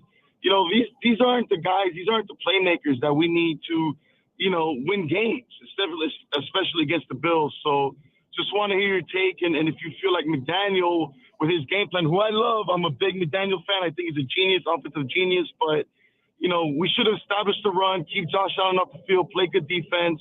And I don't think that was the game plan. Andrew, let me tell you this. That 2-minute drill at the end showed me Mike McDaniel, at least at this point, has not matured like I wanted him to, because it seemed like he had plays that he wanted to run that weren't really in the right place at the right time and wasn't really managing the clock. Did you get that sense, like, what are we doing here, when they were trying to run that 2-minute drill at the end of the first half? I was at the game. We were saying the same thing, man, and we were like, what's going on here? Tua has a lot of pressure on him. He's throwing timing routes. He's throwing, we got to have the right scheme with the right defense, with the right offense, with the right play call, and there's these timing routes, and if we don't got the right personnel, right, you got to be careful throwing these passes, man. Yeah, and I think, unfortunately, that might be what the new game plan is against the Miami Dolphins, is just don't get beat by Tyreek Hill or Jalen Waddle. And that's why you have to start throwing these in routes and these passing routes to Robbie Chosen and Grant DeBose, and those guys are on the different pages. Establish the run. And the problem was they tried to establish a run, and that was another thing I think that's on the coaching staff. When we get down by 21, it seemed like we decided to start establishing the run a little too much. I was like, okay, let's open up a little bit. We're down 21. But yeah, you got a bad offensive line, We though. didn't get Jeff Wilson involved, though. You know, we threw these tosses to Achane on first down, -5, you know, and it's like, you know, let's run it up 1, 2 yards, 3 yards. You know, we throw these tosses. You know, sometimes then you're 2nd and 14. That's tough. We got Devon Achane, of course, once again had a wonderful night. 22 carries, 96 yards. Now, he did ball. You were at the game, so you probably weren't able to follow the stats as closely as you'd like to. Guess how many rushing yards Jeff Wilson Jr. had? Probably less than 20. I can tell you a lot less than 20. Try the lowest number you can possibly have without going into negative territory. 9 yards, maybe? 0. He had 0 rushing yards tonight. Yeah, you know, okay, hold up. Wright, he's good. Hey, Jalen Wright. We didn't establish him either. Let's do this. Jalen Wright, I'm not even going to make you guess because you'd never guess. He had 5 carries for 4 yards tonight. Yeah, you know, I love Achane, big Achane guy. We got to give him the ball in space. We want to hammer it up the middle with Wright, Wilson. They got the vision. Achane can explode too when you know the blocking's right and everything. But get Achane in space. He plays the slot. Establish the run. We're right, and you know Mostert's hurt, but Wilson is the same guy. Establish run up the gut, and I agree. We tried to do that early and it wasn't working, but that's what we have to do, though. You know, we got to do it. I understand. That's one of those things. That's my take, brother. I agree with you 100% right there. Andrew from Miami, we do need to establish that run, but it's tough right now. Raheem Mostert is hurt. Devon Achane's playing, it seems like running back, tight end, and wide receiver all at the same time. Our offensive line has been less than okay. I'll put it that way. So it's hard to really establish the run. And then as the game goes on, they start to wear down. As you saw, Alec Ingold on that second carry for a 3rd and 1, lost a yard or 2. There was no chance for him. Tua Tagovailoa gets sacked. He had no time to get anywhere. We were trying to kind of run some weird, not gimmicky. I don't want to say gimmicky running plays, but we've got Jalen Waddle. We've got Tyreek Hill catching some flip passes. There was a couple of other things in there. It just seemed like, oh my goodness, like we're trying to do anything to get the running game started. And it was a lot of non-traditional running at one point. And I was like, all right, like that's cute. That's fun. I don't know. They got too cute. They got way too cute tonight. I think it's necessity though. That's the problem. I think a lot of people are like, why don't they just, I formation and run it down the third? Shotgun style, pistol style. And you see what happens when you run to a Tagovailoa. You can't do that. That's out the book. Okay, by the way, no matter what, if Tua comes back next game, and I pray that he does, no more. I don't want to hear it anymore. I'm done. You know what? I'm with you. You're crazy. If you're a Dolphins fan, like, no, he's trimmed down. He's more mobile now. I've seen enough. Tua, you don't run anymore. You got the fields wide open for you. Once again, I don't need you running anymore. Last year, people thought you were cowardly. You were smart. You were not cowardly. You were smart. Because look what happens when you try to run too much. Bad things happen. Now we have to wonder and see. 305-567-0560. We're going to take a call right now from Cap. Cap, what you got on your mind tonight? Oh, Dan Day. Hey, man, first and foremost, I hope Tua is okay. Bro. We all hope he recovers in due time. And when he does, he thinks of things that is, in the way that are presented to him now the past couple of years. And I hope he really just dissects this moment with his family. Absolutely. Because to be honest with you guys, and let's just talk about this, I mean, we don't want to talk about the elephant in the room here, but, you can. We paid $200 million for this, for the it factor. And then we get to the point where we're talking about if the man should retire so he can stay healthy and have a good lifestyle for him and his family. You know what I mean? Like to the point where if the interceptions were before the concussion, let's just get that clear right now. And let's just make it known right now. That was done before the concussion happened. To see him walk off that field and to see his arm twitching, that right there is nerve damage. And I'm not a doctor, but it doesn't take a doctor to see that there's something nerve. It didn't look good when he got hit. I will admit that. Yeah. Now, for me, people are talking about it. The season is over. It's week 2. Yeah. This is my problem with our fan base. All of a sudden now, the narrative isn't going their way, but we have 52 other guys there that are looking for a leader right now. Now, the only thing that I'm talking about leader-wise is the front office. And it's up to the front office right now because they owe those players in this fan base to make a move right now. because I don't want to hear anything about the draft talking into week 3. That is the definition of insanity in itself. And they looked for it, and they made their bed. Now they have to lie in it. Since they didn't want to listen to the fans, I think it benefits themselves to listen to the fans now and go make a move for a real quarterback to help back up Skyler. It's only fair to this fan base. You paid everybody here, but everybody now that's going to that stadium is paying you even more to see a product on the field. It's not fair. Hey, I'll tell you this. If you're a Dolphins fan, you have every right to ask and demand success from your team. 24 years you have gone since winning a playoff game. Heck, it's been forever since you've hosted a playoff game. You have so little to cheer about. Yeah, you deserve it. You deserve quality. Your management is spending a lot of money, and I'm a Dolphins fan too. Yeah, to say, oh, what do Dolphins fans know? Well, no, you do deserve a little bit. So you have been patient. You have been riding and dying with this team that has had some really bad years.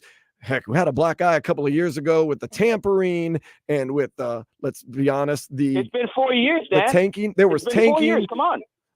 And you know what? If you're a ride or die Dolphins fan, hell yeah, you're a real fan. It's been more than 4 years if you're a ride or die fan. But let me tell you something right now. We know who's out there. We don't want to make the move now because the front office wants to prove a point. But I think that point right now has been voided. They should do this fan base right is all I'm saying. You're right, Cap. Tua is okay. But at the same time, let's just, let's relax about the draft talk right now. It's week 2. Right. And this is still a talented team. Let's not take away from that. This team still has a lot of talent on it. By no means am I writing off this season. Let's just kind of wait and see. But Dolphins fans do deserve something good. I admit that. They have been more than patient and more than committed to this team. And I agree. Like, this front office owes the fan base something. Cap, as always, man, appreciate your calls. 305-567-0560. Let's go out to Will in Palmetto Bay. Will, talk to me. What's going on, Day? How you doing? I would like to say good, but I am just distraught, a little worried right now, and a little upset. And yeah, I'm going through the gamut of emotions right now. But one thing I'm not is happy. But what can you say? I mean, just the product that was shown today. I mean, when I was telling the other gentleman, it seems like the coach is out of focus. I mean, I just don't see, you look at the pictures from him from last year's game, and now you see today with the Jerry curl. I understand he's a player's coach, but we don't have that hard-nosed coach out there where he's getting these guys ready. And I just see him out of focus. On another point right now, what are we going to do with the fact that there's no one's going to throw the ball? Tyreek Hill, Waddle, all their numbers are going to go into shambles. We only have a number 2 quarterback, Skyler Thompson. What are we going to do after that? Yeah. I don't know. We're just going to have to wait and see what happens with Tua Tagovailoa. But I want to ask you this real quick. Do you feel as though it's only been 2 games? And once again, I know the sample size is small, but remember they talked about in the preseason there's going to be new wrinkles in this offense and it's going to be exciting and fun. Do you feel as though Mike McDaniel, at least his play calling in this offense, has digressed this season so far?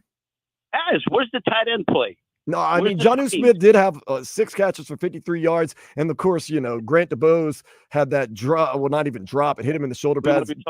Durham Smythe, 1 catch. Ugh. But what about the screenplay? I mean, Achane, there was a lot of garbage time at the end that he was getting a lot of that ball play. But Smith in the first week, how many hits did he have? 0. I mean, we don't use the tight ends to block. We don't even use them to. I thought we were going to do a bigger offensive move with the tight ends, but I don't see anything happen. I just feel McDaniel is too worried about his image. He's too worried about his fan base and his players liking him. We need a coach out there who's going to be hard-nosed and get these guys to work. Well, yeah, he better start focusing because, look, what if I told you this? Before the game, Tyreek Hill, 3 catches, 24 yards, no touchdowns. Jalen Waddle, 4 catches, 41 yards, no touchdowns. Do you think that's a recipe for success? It's worse when you see him on national TV laughing with 5 minutes to go and the stadium is empty. That goes to show me that he's starting to lose a little bit. I know it's week 2, but when you don't get that ball to Hill and to Waddle, those guys are going to get disgruntled. They're not going to have their numbers. They're not going to have their Pro Bowl seasons. They're not going to have all that glamour. They're not going to be on ESPN, and there's going to be an issue. And who's going to throw the ball? We only have a number 2 who's Skyler. The number 3 we sent over to Buffalo. They need to start looking for a quarterback now because you know what? Tua is going to be, unfortunately, due to his health, I think it's time he's going to have to retire because his health comes first before any game. I hear that. 305-567-0560. A lot of questions right now at quarterback. Some people have an answer. They're whispering. I'm not getting into that whisper right now. What I do want to get into is my cousin Vladimir Louison, who joins me on Weekend Sports Day, 560 WQAM, was at the game. He was in the locker room after the game. I want to get the overall feel of the stadium, of the players, the post game from him. So he is going to join us in the next segment. Maybe we'll take some more of your calls later in the show. We're going till 2 o'clock today, till 2 o'clock. This is a big day for Dolphins for a lot of reasons, whether it's good or bad. So my cousin Vladimir Louison going to join us next, talking stadium, talking locker room, talking Dolphins, Bills, here on Game Day Uncensored, 560 WQAM.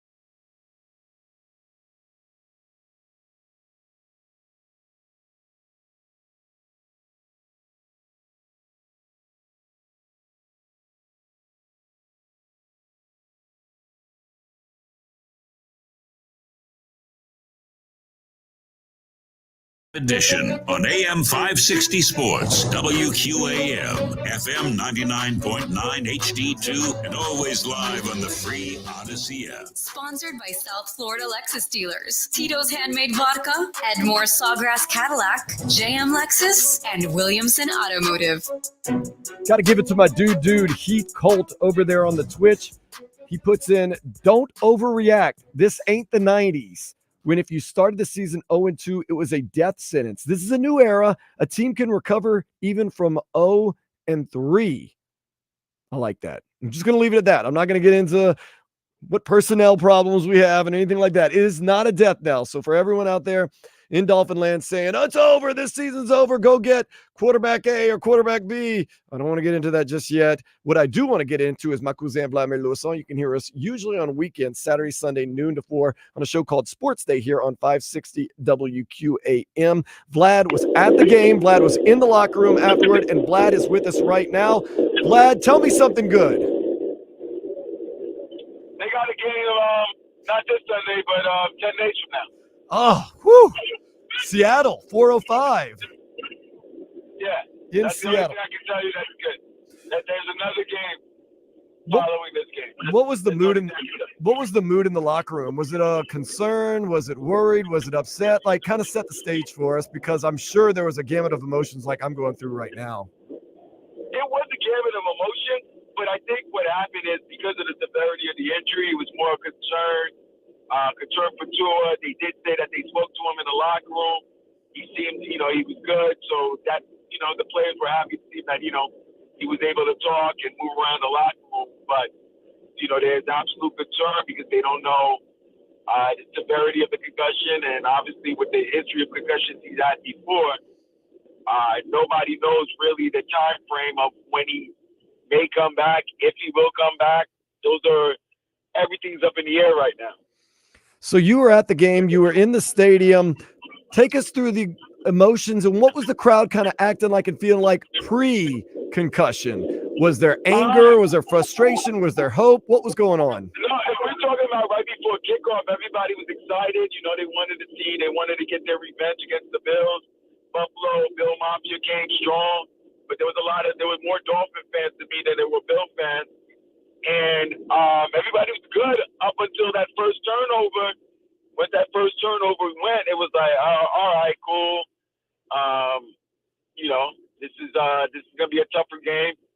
Then the game went along, and you just kind of felt like, wow, Buffalo still got Miami's number. Like they got mind control over Miami, and it was like, damn. And then halftime happened. It was 17-10.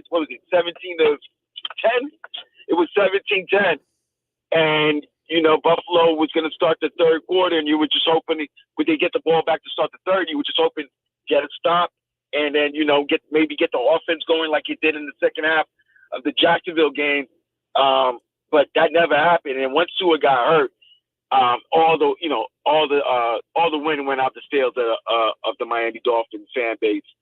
And then once Skyler wasn't able to convert in that fourth down, everybody started to leave. Like you saw an aqua exodus just happen in Hard Rock Stadium. How frustrated was the crowd on that 2-minute drive going into halftime? Seemed like the Dolphins had no idea kind of what was going on. I was frustrated. How was the crowd? Cousin, it was weird because it just felt like, I don't know what happened to Coach McDaniel there. Yeah. Like Mikey Fick just looked weird. They weren't aggressive. People that you could hear in the crowd from the press box and downstairs suite level, you could hear the fans going like, "What's going on?" It wasn't what they were accustomed to seeing. No sense of urgency. Right, there was no sense of emergency, but it was not what they were accustomed of seeing of the Miami Dolphins offense under Mike McDaniel. Like it did not look anything like the offense we are used to seeing. I didn't think the running game was bad. I thought Devon Achane was running the ball very well, being used outside, but the offensive line had problems all day against Buffalo. They had problems with Buffalo. Austin Jackson got beat for a nasty sack by Von Miller.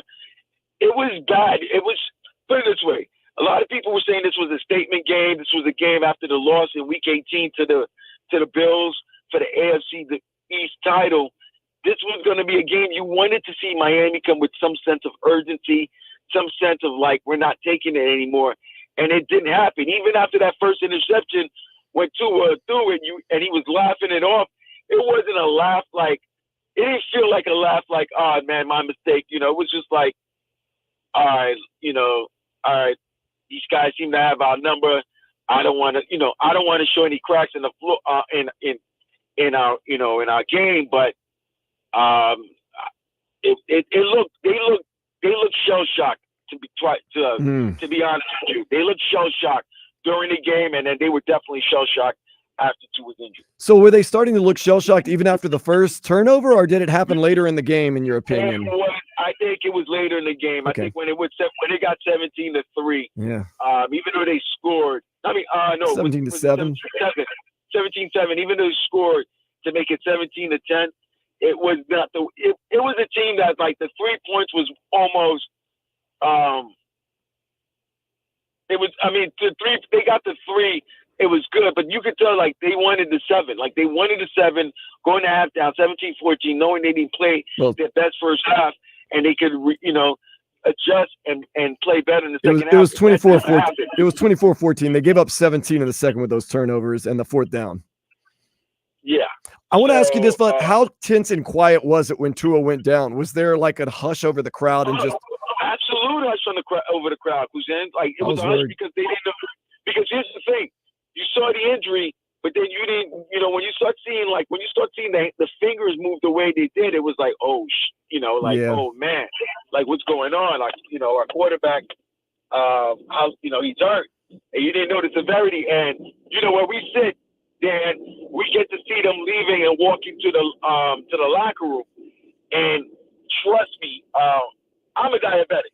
So as a diabetic, when you have a low sugar reaction, if you're a type 1, you're insulin dependent, you have a low sugar reaction, you walk like your legs have no strength and no balance. That's how Tua was walking to the locker room. Like he had no strength, no balance. It looked scary. And the fact of the matter is, when we hadn't seen something like this in over a year, you thought he was over it. But this is a violent game, so any hit can do that. And real quick, and the irony, bro, Dan. Thursday night again. Thursday night against Buffalo. Mind you, remember the last time he caught his first concussion was against Buffalo in that Week 3 game. And then he got knocked out against Cincinnati on a Thursday night game. Right. Now this is a Thursday night game, and guess who's the guy that knocks him out? Who was the DeMar guy? Hamlin. Yeah, that was true. Clean play though. DeMar Hamlin. DeMar Hamlin. Yeah. Like it was like, really? DeMar Hamlin? And it was a forearm to that? It looked like almost a shot. You probably didn't have the replay. It seemed like Tua led with his helmet into DeMar Hamlin's shoulder. Shoulder, right. So it was shoulder. That's what I'm saying. It wasn't like DeMar was looking to put a knockout hit. It looked like Tua's head was going direct, was like you said, moving forward, and it hit I thought it was a forearm, but so it's the shoulder area, and it had solid contact. And who knows right now, because you have 10 days off. I doubt that he's playing the Seattle game. There's Monday night against Tennessee. That would be almost, I would say, 16, 17 days. That's good. Since he had played. I'm thinking, Dan, that if Tua does come back this season, it's after the bye week, after Week 6. Absolutely. And you know what? I want to ask a couple of things quick, Vlad. If Tua does come back, whenever he does come back, you're putting in the no run rule. That's it. You had your fun. You're done. No, like last year, you act like you're scared whenever there's a chance to run. I don't want to see him run ever again, ever. He's not fast, guys. So it's like, even if he's getting like he got a first down, he got a couple of first downs, but understand when they leave the pocket, and they're an open runner, they're available for any type of hit that goes on unless they slide. And it didn't look like he was trying to slide. Like he looked like he was trying to not trying to slide. He was not trying to slide. No, he's got to slide because, look, going downstairs to the locker room, I was able to see Stephen Ross and Dan Marino. Stephen Ross looked sick. Like, he looked sick. God. Like he looked sick. So it's crazy now, because now everybody's going to be questioning the contract. You guaranteed him $167 million. What are you going to do? There's a lot of questions that's going to be asked. But I mean, to me, the number one thing is that the Dolphins are still not ready for the Bills as of yet. No. You know what I mean? So that's the thing. Your quarterback gets hurt, but you also realize your rival, the team that you're trying to beat, the team that's been the best team in that division over the last 3-4 years, you can't beat them. And they've beaten you twice. Literally, your last 4 games, they've beaten you twice at home. Yeah. Last 2 games, they beat you twice at home. Right, but I'm saying 2 of the last 4 games, with 2 of them being, like, if you look at the Dolphins' last 4 games, it's been Bills, Chiefs, Jaguars, Bills, and they've lost 2 of those games, and they've lost them at home.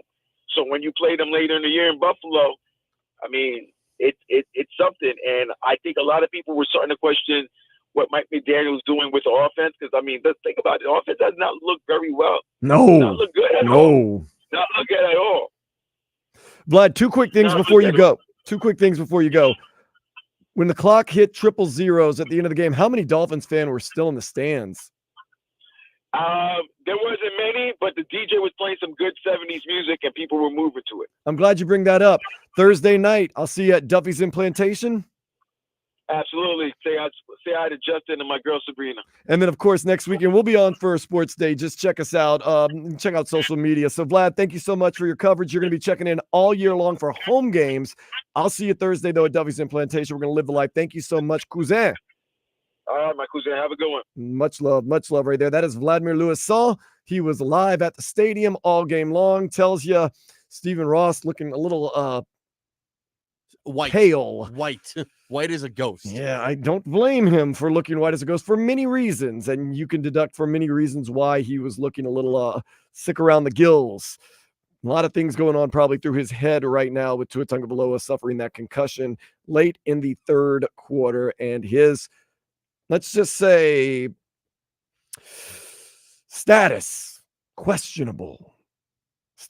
He ain't coming back to the bye. I was going to tell you that. Now, he ain't coming to the bye. All right. The bye week. We got 1 more hour. We're going until 2:00 in the morning. In the next hour, we're going to hear some of the audio from some of the players from the locker room. We're going to hear from Mike McDaniel talking about Tua Tagovailoa, and we'll probably, if you'd like, hear from you. 305-567-0560. This is Game Day Uncensored on 560 WQAM.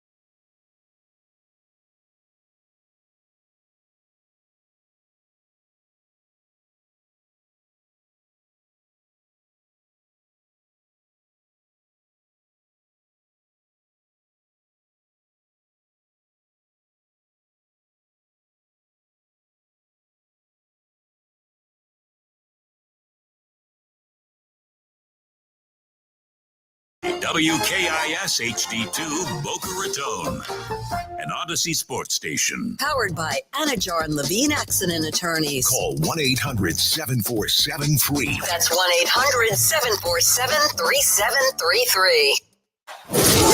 Game Day Uncensored Post-Game Edition. We keep rolling. Don't be stressed. I know what's online. Recapping the Fins game. Real reaction, real opinions, real talk for real fans. That sounds amazing. On AM 560 Sports, WQAM, FM 99.9 HD2, and always live on the free Odyssey app. Game Day Uncensored is sponsored by South Florida Lexus Dealers. Experience amazing by Tito's Handmade Vodka. Tito's Handmade Vodka on game day. Pour me in, coach. Edmore Sawgrass Cadillac. Make sure your next Cadillac is backed by Morse at Edmore Sawgrass Cadillac. Proud partner of the Miami Dolphins. By JM Lexus. At JM Lexus, you'll always get the home team advantage. And by Williamson Automotive. Williamson is Miami. The vaunted Mike McDaniel Dolphins offense of a year ago that at one point put up 70 points in a game, then took its foot off the gas, could have actually broken a regular season record. Seems like it was 10 years ago. This offense this year, not to mince my words too much, has been pretty sad, been pretty lost, been not very vanilla. good. Vanilla. No chocolate, no nuts, no nothing. Yeah, with all the new wrinkles, and we got Jonnu Smith, who we'll hear from in a minute, and we got a tight end, and we got our quarterback who's happy, and we got our receivers who are paid, and we got Mike McDaniel in his third year, and he knows what it's going to do. Today, the offense was sad, pathetic, sickly, and to add insult to injury, Buffalo was the better team tonight. Buffalo owned us, as they have owned us, and they beat us.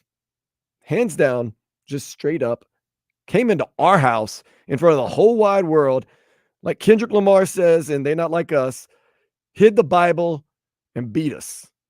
They did. And I'm a Dolphins fan. I got my Tyreek Hill jersey on right now. I had my high hopes that this is the game, our coming out party. No more. Buffalo, you do not own us. This is our year. Right now, big question mark. Now, you know I'm an optimist, and you know I'm always trying to be very, very, very, very positive. So please take this and enjoy it. The best player on the field today was on the Dolphins football team. One Devon Achane. He was the best. James Cook was pretty good too, but we're not getting into that. Devon Achane was catching passes. He was running the ball. He was injured. Didn't stop him. Led our team in receiving and in rushing yards. Almost had 100 yards worth of rushing, 96 yards of rushing.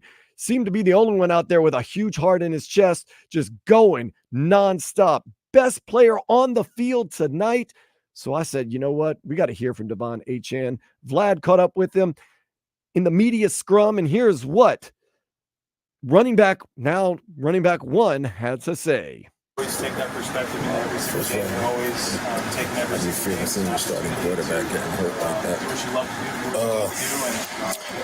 I mean, when you see something like that, you know, it's kind of like sad. You know, like I said, he is our starting QB, but I mean, I seen him after the game. He came in the locker room. He looked okay, so that's a great sign. What's Jack to the mindset of the team? You got struggling already against them, and then seeing you two get hurt. Just take the win out of you guys' selves for the rest of the game.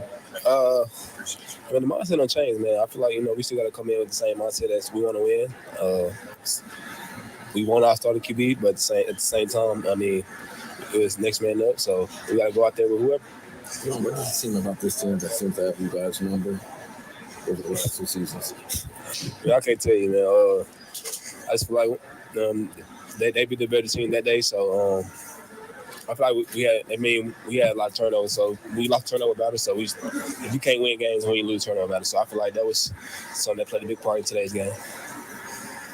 What do you guys do now? Just seeing the struggles you guys had a couple of games offensively. What do you guys do now? You know, we keep preparing, man. Like it's week 2, it's early. We got a lot of time to fix what went on today. So like you say, it's a lot of season left. Apologies if you already answered this, but what went through your head when you saw Tua go down? Man, like you said, you know, when you never want to see your QB go down, but he came here after the game and he was okay. So that's a great song. So I just hope he's okay. Second straight game, leading the team in receptions. What has been working well for you catching the ball? Just preparation, man. I feel like when I practice, I feel like I go out there, line up every receiver, and catch footballs like I do if I'm running the ball. So I feel like it go hand in hand. How does the anthem feel for the game? That's good, man. I feel like it ain't even get hurt. Devon Achane may only be in his second year, but he sounds like a grizzled vet, talking about next man up when Tua Tagovailoa got hurt, talking about the mindset doesn't change. You're still out there to win a game. Ask about the foot. Feels like it never got hurt. Devon Achane leading this team right now. He is the heart and soul of the Miami Dolphins, and tonight I cannot throw enough respect his way for the way he played on that injured ankle. He was the best player on the field, and that is not just for the Dolphins. That is for the Buffalo Bills. He seems like he has his mind in the right place, and we expect more big things from him throughout the year. Now, one of the leaders on the team, Calais Campbell, he's been around for a little while, so after the game, had to hear from one of the captains, one of the guys that's been around for a while. He's seen some injuries from quarterbacks, from every basic position. He's seen some blowout wins. He's seen some blowout losses. He was on the wrong side of it all tonight. Calais Campbell, what did he have to say after the game?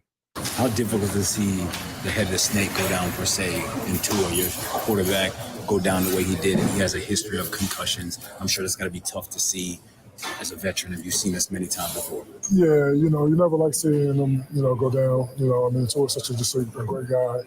And given his history, just it makes it a little tougher. But, he's tough. He's resilient, it's, the worst part of the game, But, I just hoping he's okay, definitely reach out to him and, pray for him and, go out there and continue to fight for him. I don't know what the situation is or, how things are going to go from here.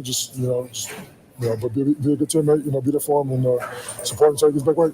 Although it's a violent sport, just how scary is it though to still see it? I'm sure you've seen it many times before, but just still, every time it's still a scary situation for you guys, the media, everybody. Yeah, but anytime you get up and walk off the field in your own power, that's a good start. That makes you feel good about it. Always scary, and definitely not, anything you ever want to see, but I definitely feel good about the way he got up and walked off the field in his own power. He's a tough guy, a very tough guy. Liz, is it good to have kind of like a loss like this in the sense of being able to see what the issues are and being able to grow from it, getting ready for week 3? Yeah, I'd rather, make a corrections after a win and, still, be able to improve. But I will say, though, that, losing like this, you find out a lot about your football team. You'll find out what kind of guys you have because nobody likes getting their butt whipped like this, and so, guys usually tend to, put their head down, go to work, and work harder than they've worked before. We work hard, so they're not really need to work harder. We just gotta, be more prepared and execute better. When the opportunities are there.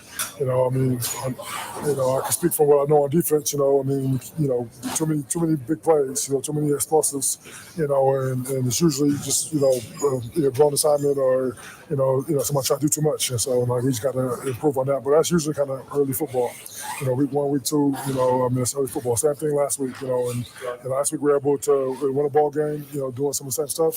This week, we couldn't come back and win a ball game, but a few extra days to, watch the tape, and get better and, another tough matchup next week, but, if we are who I think we are, we're going to bounce back very strongly. Calais, I see you walking up and down the sideline talking to guys. You bounce back, quarterback is down.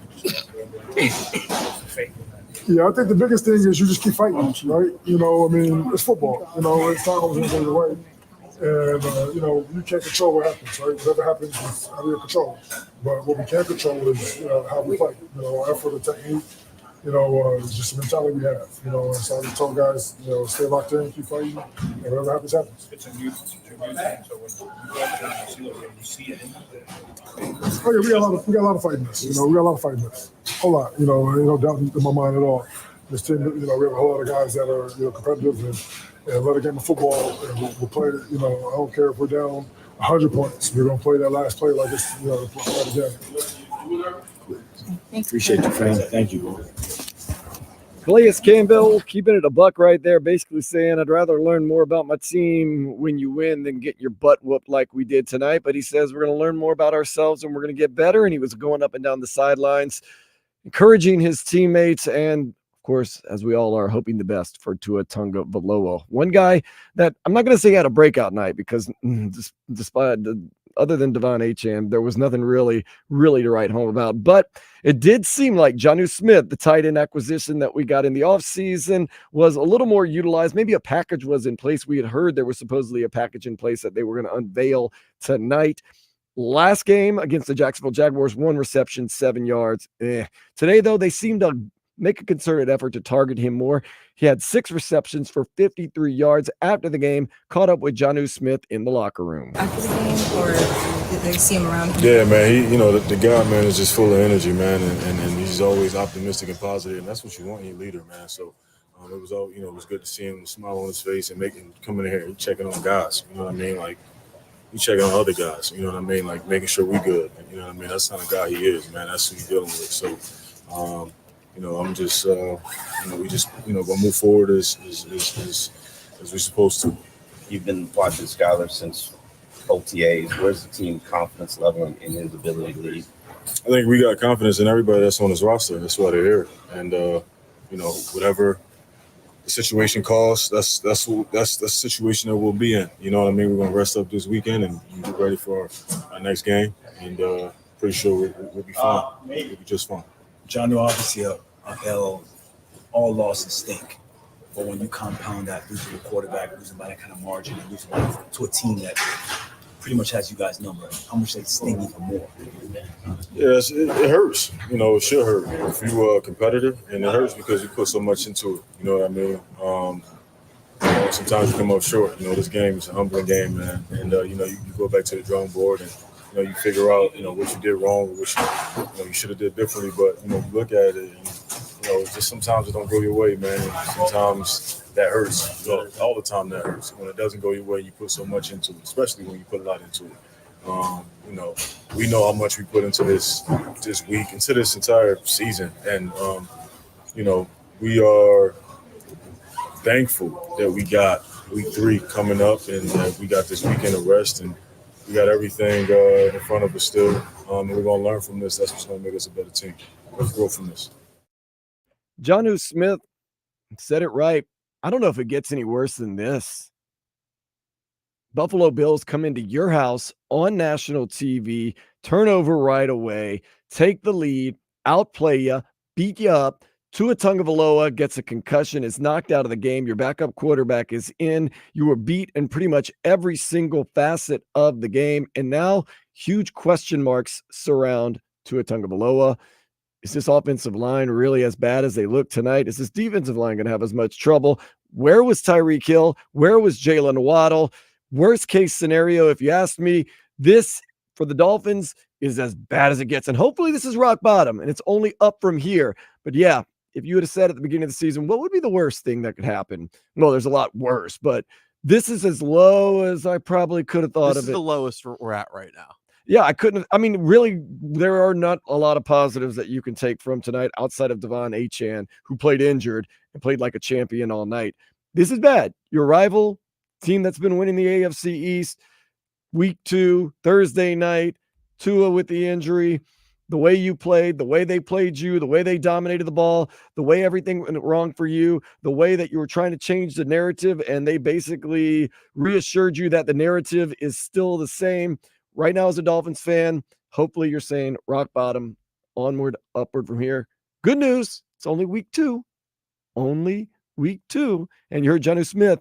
We don't just have confidence in Skyler Thompson. We have confidence in every man on this roster. And I do have confidence that this team will bounce back. They get a little bit of time off. Then they'll go into week 3 against the Seattle Seahawks. Of course, the first question asked to everyone is about quarterback 1, Tua Tagovailoa and his concussion. Up next, of course, we're going to hear from Mike McDaniel and hear what he had to say and answer all the questions about Tua and where he's at right now in this situation. That is next on Game Day Uncensored, 560 WQAM.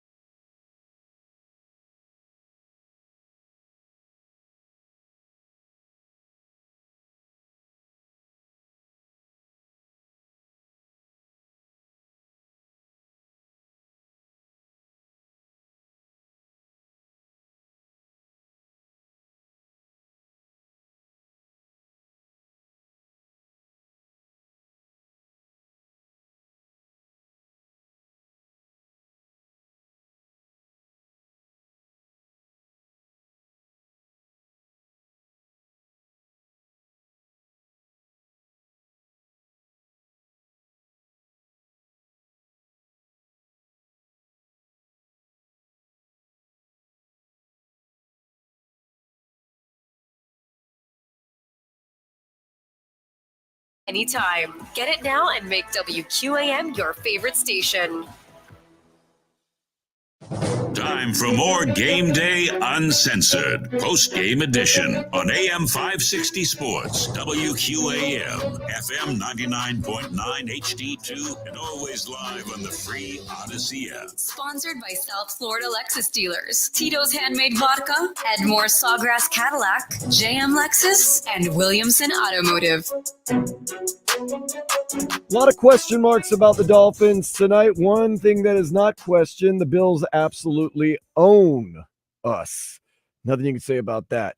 What got lost in the shuffle and all the craziness of the game is Teron Armstead for periods wasn't playing. At first, they were saying that he had to readjust his shoulder. He had like a soft cast or some type of like brace on it. But then it started to seem like it was a little more serious. So Teron Armstead might be dealing with a shoulder issue.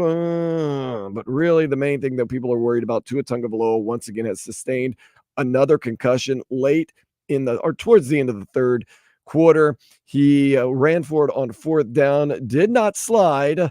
For whatever reason, he did not slide. He went head first, got the concussion, took him back to the locker room. 6 minutes later, it was deemed and told to the media by the Miami Dolphins doctors and staff that Tua had suffered a concussion. The first question everyone asking to every player and everyone surrounding the Miami Dolphins is about Tua Tagovailoa and how he is doing. Of course, Mike McDaniel did take the podium. You know, he was asked about Tua right away. In fact, someone asked him straight up, have you just even talked to Tua Tagovailoa tonight? In the locker room, obviously I talked to him on the field. And then talked to him in the locker room before he was headed home. You know, he was in good spirits. What was your immediate thought when you saw him go down and into the fencing position?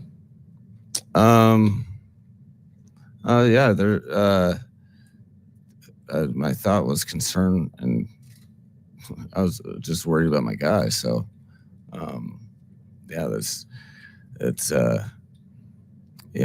not something that you ever want to be a part of. You know, you hope not to.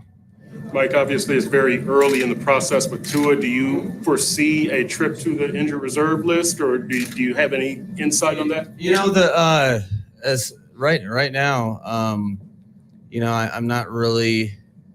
It's more about getting a proper procedural evaluation tomorrow and taking it one day at a time. The furthest thing from my mind is, what is the timeline? I want to know. We just need to evaluate, and I'm just worried about my, my teammate, and like the rest of the guys are. But we'll get more information tomorrow, and then take it day by day from there.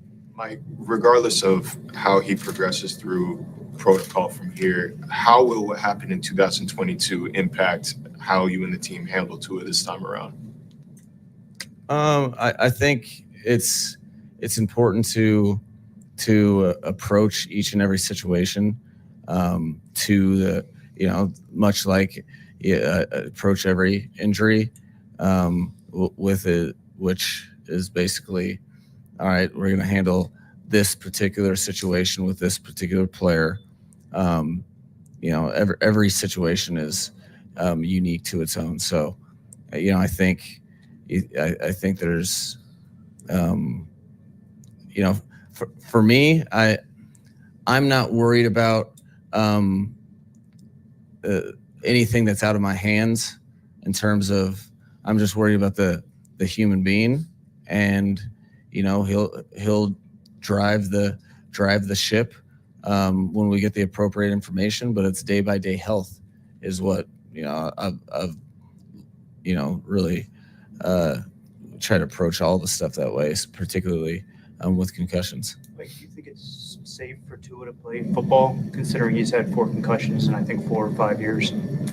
I think that's from a medical standpoint. That's I don't approach things that I'm far inferior of expertise. I'm just there to support my teammate, like I said, and I think there's for me to go ahead and forecast things that I don't know in my non-field of expertise, I don't think that's appropriate. I think we'll find out some more information tomorrow in terms of where Tua's at. He'll be able to spend a good amount of time being evaluated, and then we'll have conversations and progress as appropriate. But I'm like the rest of his teammates who he went around the locker room and connected with, trying to keep as a leader, he's trying to keep the guys' heads up and he'll be in the office tomorrow to have the appropriate care. Hard questions to ask, hard questions to answer, but they must be asked and they must be answered. Does his past history with concussions affect how going forward with Tua Tagovailoa will be handled? And also, do you feel as though what has happened in the past should also be taken into consideration going into the future? Those are hard questions to ask because kind of asking, he's got these problems and now it's reoccurring again and things could be really bad. But they're questions you have to ask and they're questions you have to answer. And I'll tell you this, Trevor, 100% what's happened to him in the past, his past history should be weighed into his future history. I 100% agree. They were talking on the Amazon Postgame show that he should retire. I don't want to get into that too much. Yeah, what I do want to say is people were telling me. What I do want to say is this: for all the people that are like, "Well, the doctors say he can play. Let him play. If he passes protocol, let him play." If that's your son, are you so much about like, well, the doctors say he can play, he can play. Let's take our time with this. Of course, right now we're dealing with a lot, and this was worst case scenario, and I'm sure everyone's dealing with a lot, and there's a lot that's going to have to happen before we even think about Tua doing anything. But let's take with as much precaution as possible, because at the end of the day, this is football. This is a sport. It is a game, and this is a man's life. Whether it's a serious injury, whether it's a not very serious injury. And we always hope, no matter who you are, no matter what team you play for, that it is a not serious injury, that it is extremely light injury. But with the history being said, I am one that says, you know what? You do need to take that into account. And if a doctor says, oh, no, he's 100%, or he or she, the doctor says 100% cleared to play, let's not just throw him out there because a doctor says that. This is something I think you need to at least go through 2 or 3 opinions. There's some due diligence, because we've seen, once again, hate to be like this. We've seen some extreme cases like a Hank Gathers or a Reggie Lewis. And I know that's basketball. But we've seen the extreme cases where people have gone to different doctors, or they've, maybe gone back too early and it's caused some issues. We're just really hoping that everything is okay. And we'll worry about Seattle Seahawks on the 22nd when the 22nd gets here. Right now, let's get everybody healthy. Let's get everybody straightened away. Let's make sure the Dolphins are where they need to be as an organization, as a team, as a franchise, and as just individual people. Good to hear, though, that Tua's after the game talking to his teammates, checking on them, kind of seemed to be steadying things, which I'm happy to hear that he's like able to interact with people. Right. I'm just glad it's not like the Cincinnati situation, which I remember watching that game. It was wild. Or the terrible story they tell about Troy Aikman, how Troy Aikman's sitting in a dark room and Troy Aikman said, "So did we win the game? What happened?" They told him, looked up and said, "So did we win the game? What happened?" He said he repeated it like 3 or 4 times, and every time he just it's good to hear that he's coherent. He's talking to people. He'll be back at the office tomorrow. We'll let the chips fall where they may. Just happy that he's around, doing okay, and we'll keep you, of course, up to date with everything that's going on. And we're going to close out the show next, taking you up to 2 o'clock. Going to close things out here on Game Day Uncensored 560 WQAM.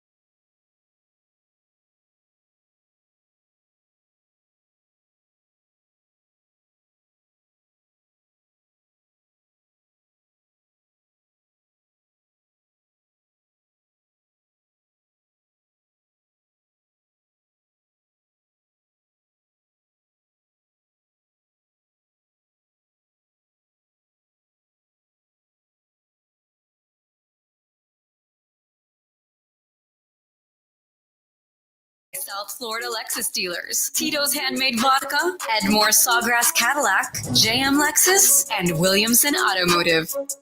So hopeful going in today. This is the year that the Dolphins change it all. They've got Tua Tagovailoa signed to a big contract. Tyreek Hill extended.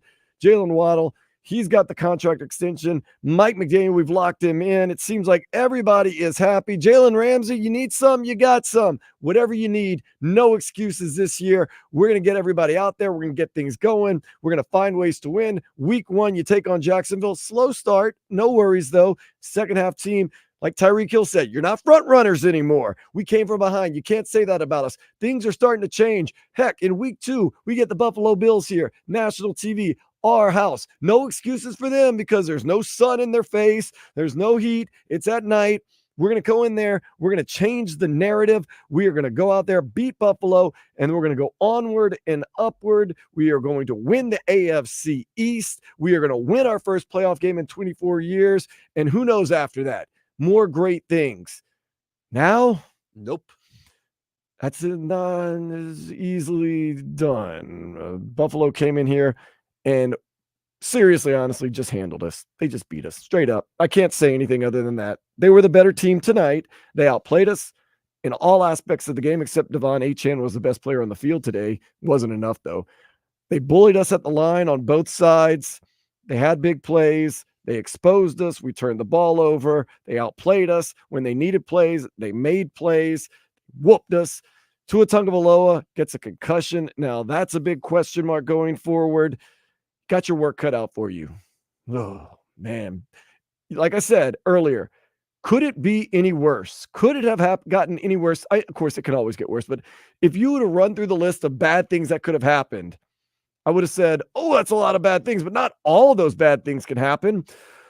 Pretty much did tonight. Yeah. You hit the bingo. You hit the Connect 4. Yeah, you got the parlay tonight if you were bad on the Dolphins, man. Yeah. And it was the Buffalo Bills. They go in there and take care of business 31-10. Both teams' stats were terrible. Part of it was the turnovers. Buffalo got up early, didn't have to do that much, didn't have to show that much, and the Dolphins were just inept and bad. But football continues this week.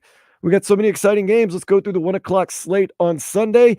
49ers, Vikings. Are the Vikings for real? The Vikings had a good week 1. 49ers, they play the Jets. Whoop. Run CMC not going to be playing. They say he's questionable, most likely not going to be playing. Both teams played New York teams, so this is officially week 1. That's right. Week 1, you beat up on the Vikings, beat up on the Giants.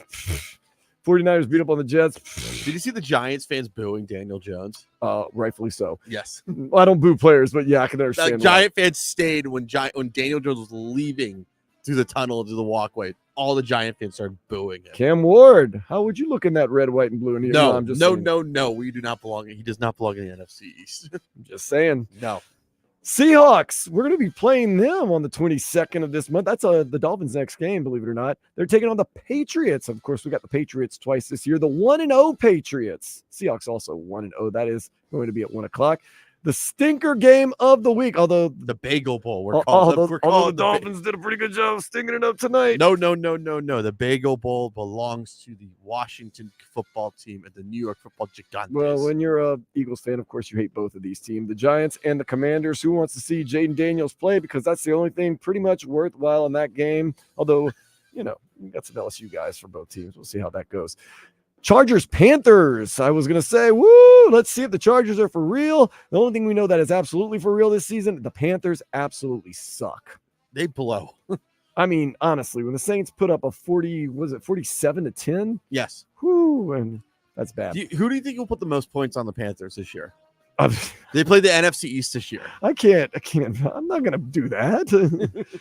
Got the Saints and the Cowboys. That's actually a game that's going to be on TV here in South Florida. Saints look the best team in the league week 1. Cowboys look pretty darn good too. Cowboys are for real. It is at Jerry World.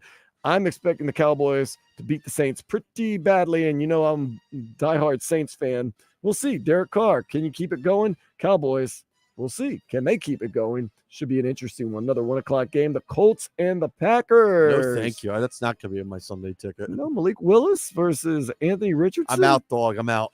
Should be an interesting one, I think. Jaguars Browns at 1 o'clock. That will not make it on my That's TV. an interesting one because you want to see how the Jaguars do against another team other than the Dolphins. Are they a good team? Are they a bad team? The Browns looked terrible the first week. Deshaun Watson looked absolutely garbage.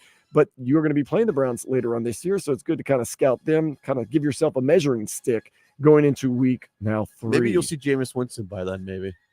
Jameis Winston. If you break out Jameis Winston, I would say you're in trouble, but Joe Flacco did pretty good last year. Yeah. Jets Titans. That one has no interest at all to me, except maybe to see what Aaron Rodgers has to do. Maybe. I don't know. We'll see. I'm out, dog. I'm watching simply to hope that the Titans, who you will also play later this year on a Monday night game, and the Jets, who you played twice this year. So, I mean, there's a little scouting to be done if you're a Dolphins fan.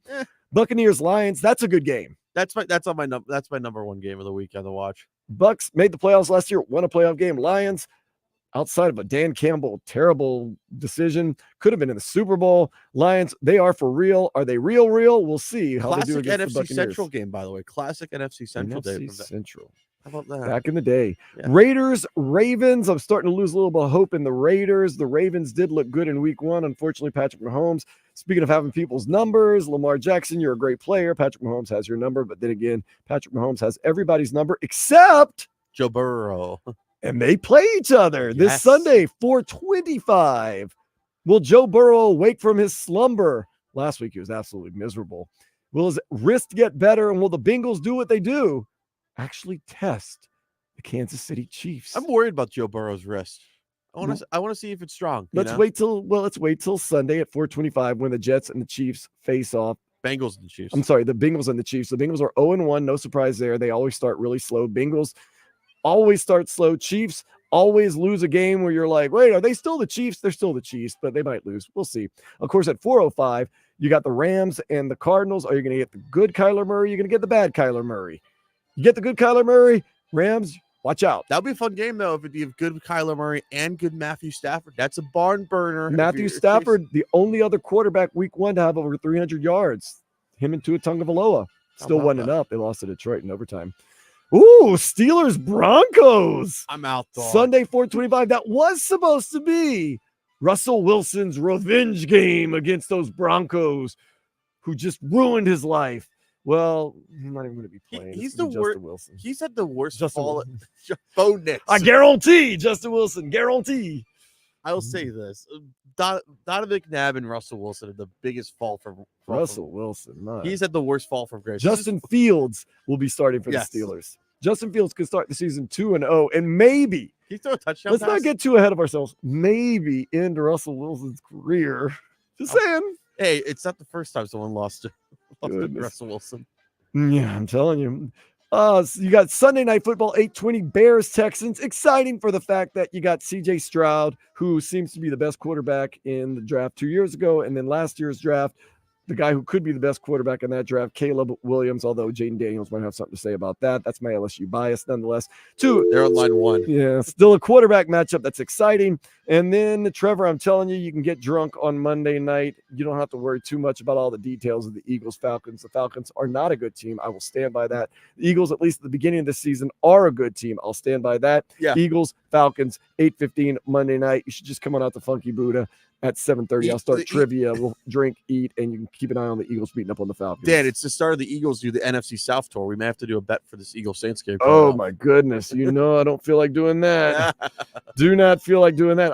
I'm just going to stay unconfident in the Saints until they just completely make me believe in them because the Eagles have not won in New Orleans since I was a freshman in high school. Keep setting it up that way, man. Yes, I am not joking. I don't see them winning down in New Orleans. Well, you know who hasn't won against another team in a while? It's been the Miami Dolphins. The Buffalo Bills have won now 5 straight games against the Miami Dolphins. Back-to-back games. They have come right in to Hard Rock Stadium and taken the W. And 2 big games, too. End of the year last year for a chance to be the number 2 seed and finally have a home playoff game. No, tonight, the whole world watching our statement game. You don't own us. We are the new kings of the AFC East. No. Negative ghostwriter on that one. And now you have to worry about Tua Tagovailoa. We are hoping and praying that he is somewhat okay. We do know that he had a concussion. We're just going to have to wait and see how this plays out. Not only is the season in balance now, because it's going to be hard to win with your backup quarterback. It's going to be hard to win with Tua Tagovailoa out. We don't know if he's going to be out anytime. Could maybe expect that he will be missing a little bit of time. But then there remains the question now. Tua did get the big contract in the offseason. What does his future hold? Does it hold some games on the IR? Does it hold him maybe sitting out the rest of the season? Or does it hold, pause for it, he may never play football again? We don't know. I don't even know either. We don't know. And we know the guys from Amazon Prime were talking about it after the game. We have no idea what's going to happen. We have no idea what's going on. We do know Tua Tagovailoa diagnosed with a concussion, but was talking to his teammates after the game, asking how they were doing. And they said he's going to be in the office tomorrow. That's all we can say right now. The future for Tua, the Miami Dolphins, and this fan base, this region. Only thing that's not a question mark, if you are a ride or die Dolphins fan, you will be there tomorrow. You will be there every day. You will be wearing your gear, and you will ride with this team. And to that, I salute you. I'm proud to say I am a Dolphins fan, and no matter what happens, I'll be here riding and dying with you, and we'll be here all season long on the post game. Tomorrow, it's going to be a fun one. It's going to get started. Joe Rose is coming on soon anyways. I know Joe Rose is probably walking through the halls right now with a cup of coffee. He just finished calling the game. He's going to be on at 6 o'clock tomorrow. Then at 10 o'clock, it's going to be Tobin and Leroy taking over 2 to 6. Hawk and Crowder. Crowder was at the game. I know that for a fact. He's going to have some interesting things to say. I will be back on tomorrow night at 6 o'clock for a special edition of Day at Night. Thank you so much for staying up late with us. Trevor, your Eagles, whatever happens, I think we'll text. We'll text. How about that? I think you're pretty safe with that. Dolphins tonight, though, they were beat on the scoreboard. They were beat on the field. They were just beat. Dolphins, you still own us. That's okay. We're just really worried about Tua Tagovailoa.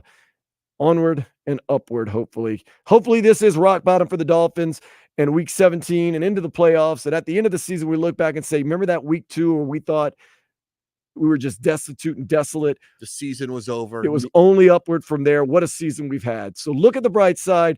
Hopefully everything is okay. Dolphins fans, we're going to be okay. This might be the rock bottom. And then like a phoenix rising from the ashes, Miami Dolphins will go on to great heights. We'll be back. Not this Sunday, but the next, 4 o'clock in the afternoon for the Dolphins and the Seahawks. For Trevor Harris, I am Dan Day, and this has been Game Day Uncensored on 560 WQAM. Later, slug.